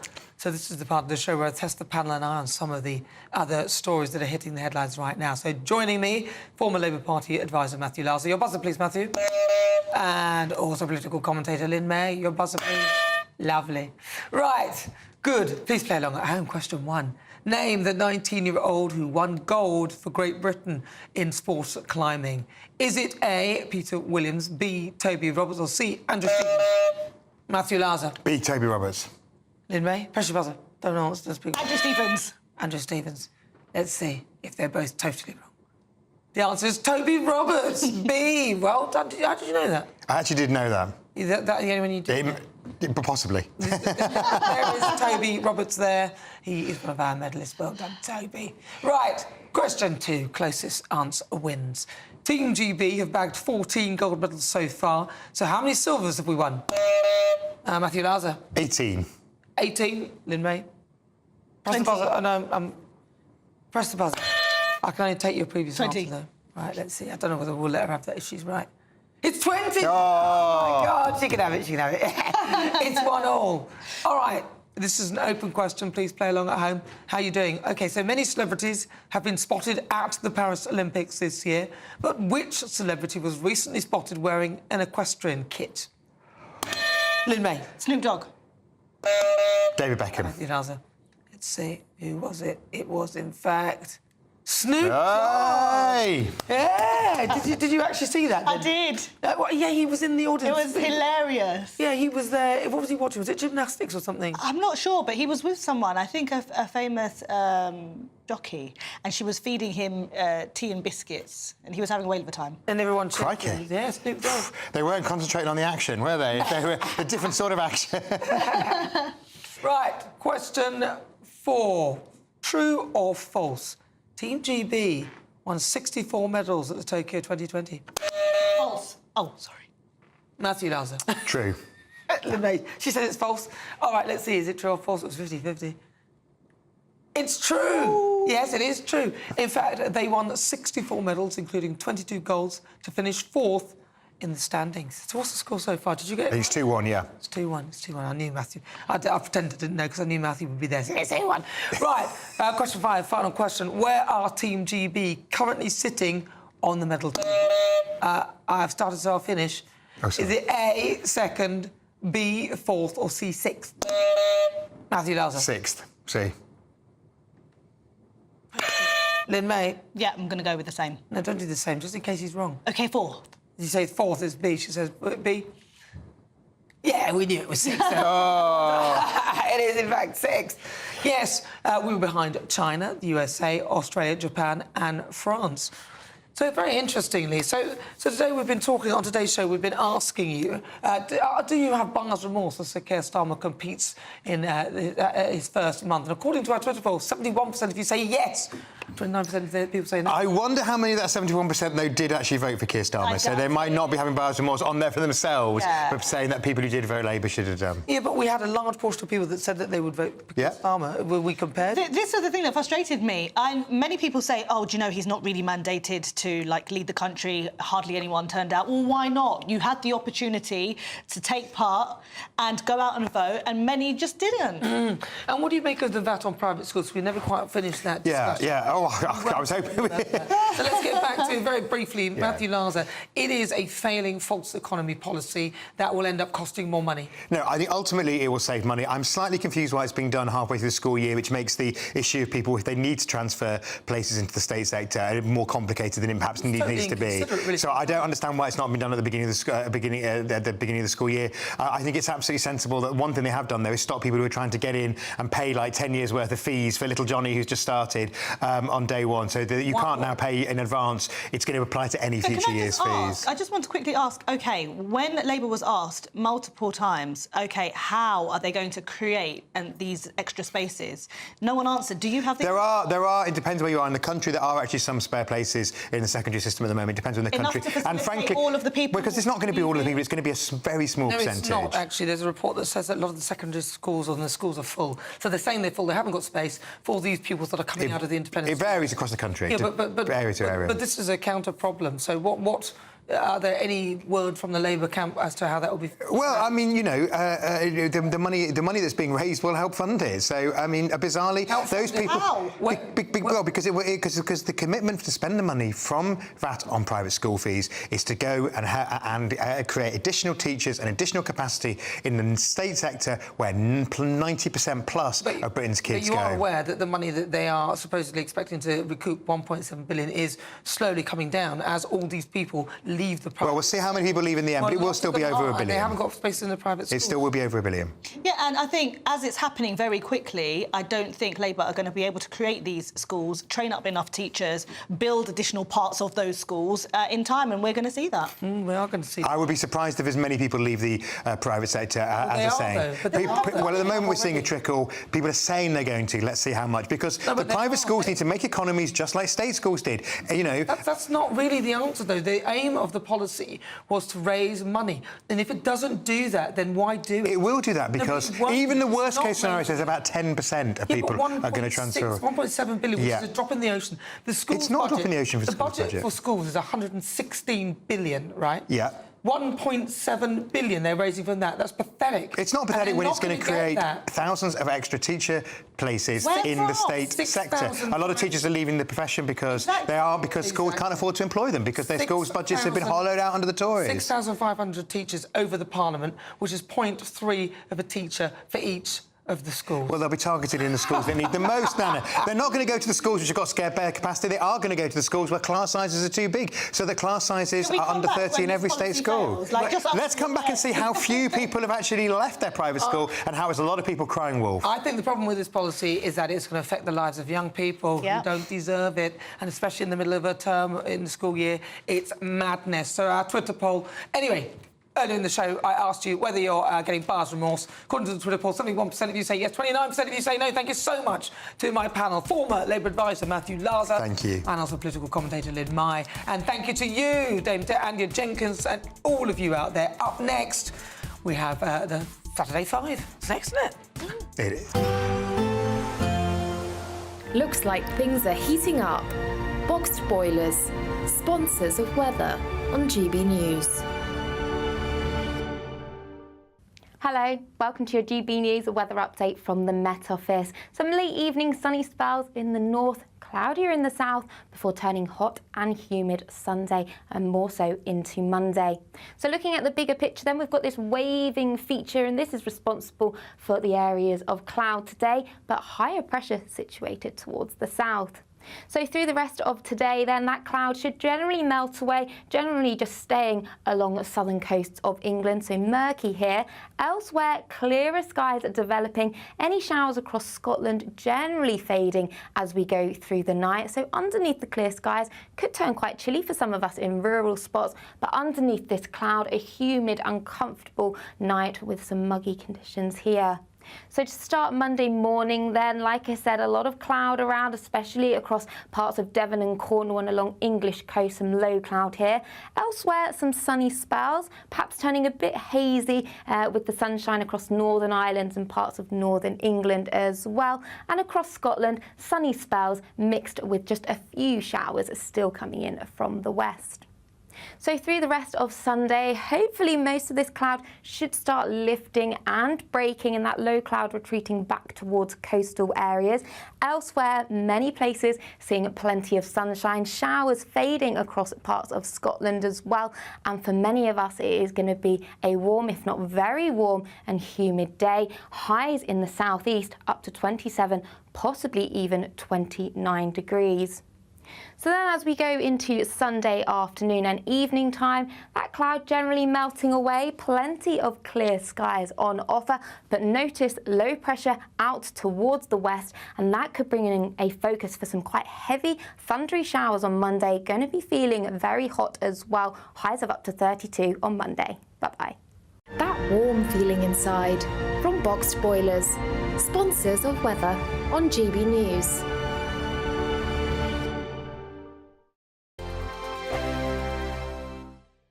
You really could become the next giveaway winner with your chance to win £30,000 in tax-free cash to spend on anything you like. Listen to what some of our previous winners have to say about winning big with us. Hi, my name's Victoria. I won the Spring Great British giveaway. So the day we got the money in our bank account, everything just felt just a lot nicer. We went out for dinner, just enter.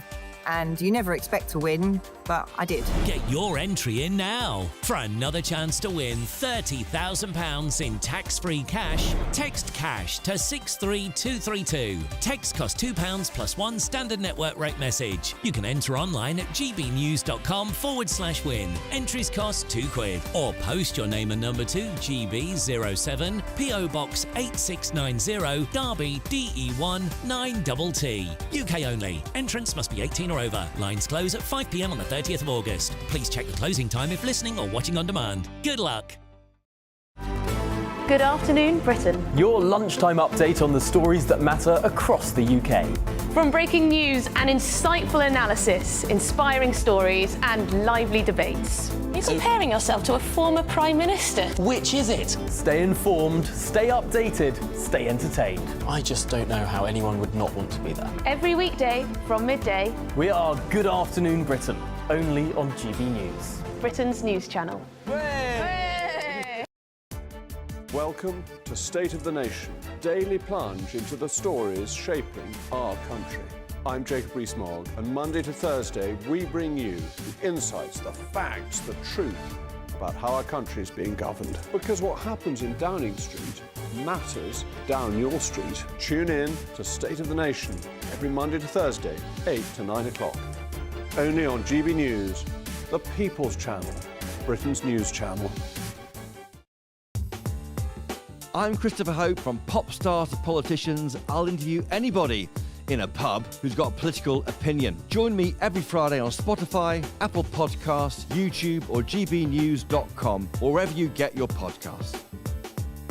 This is GB News, the People's Channel.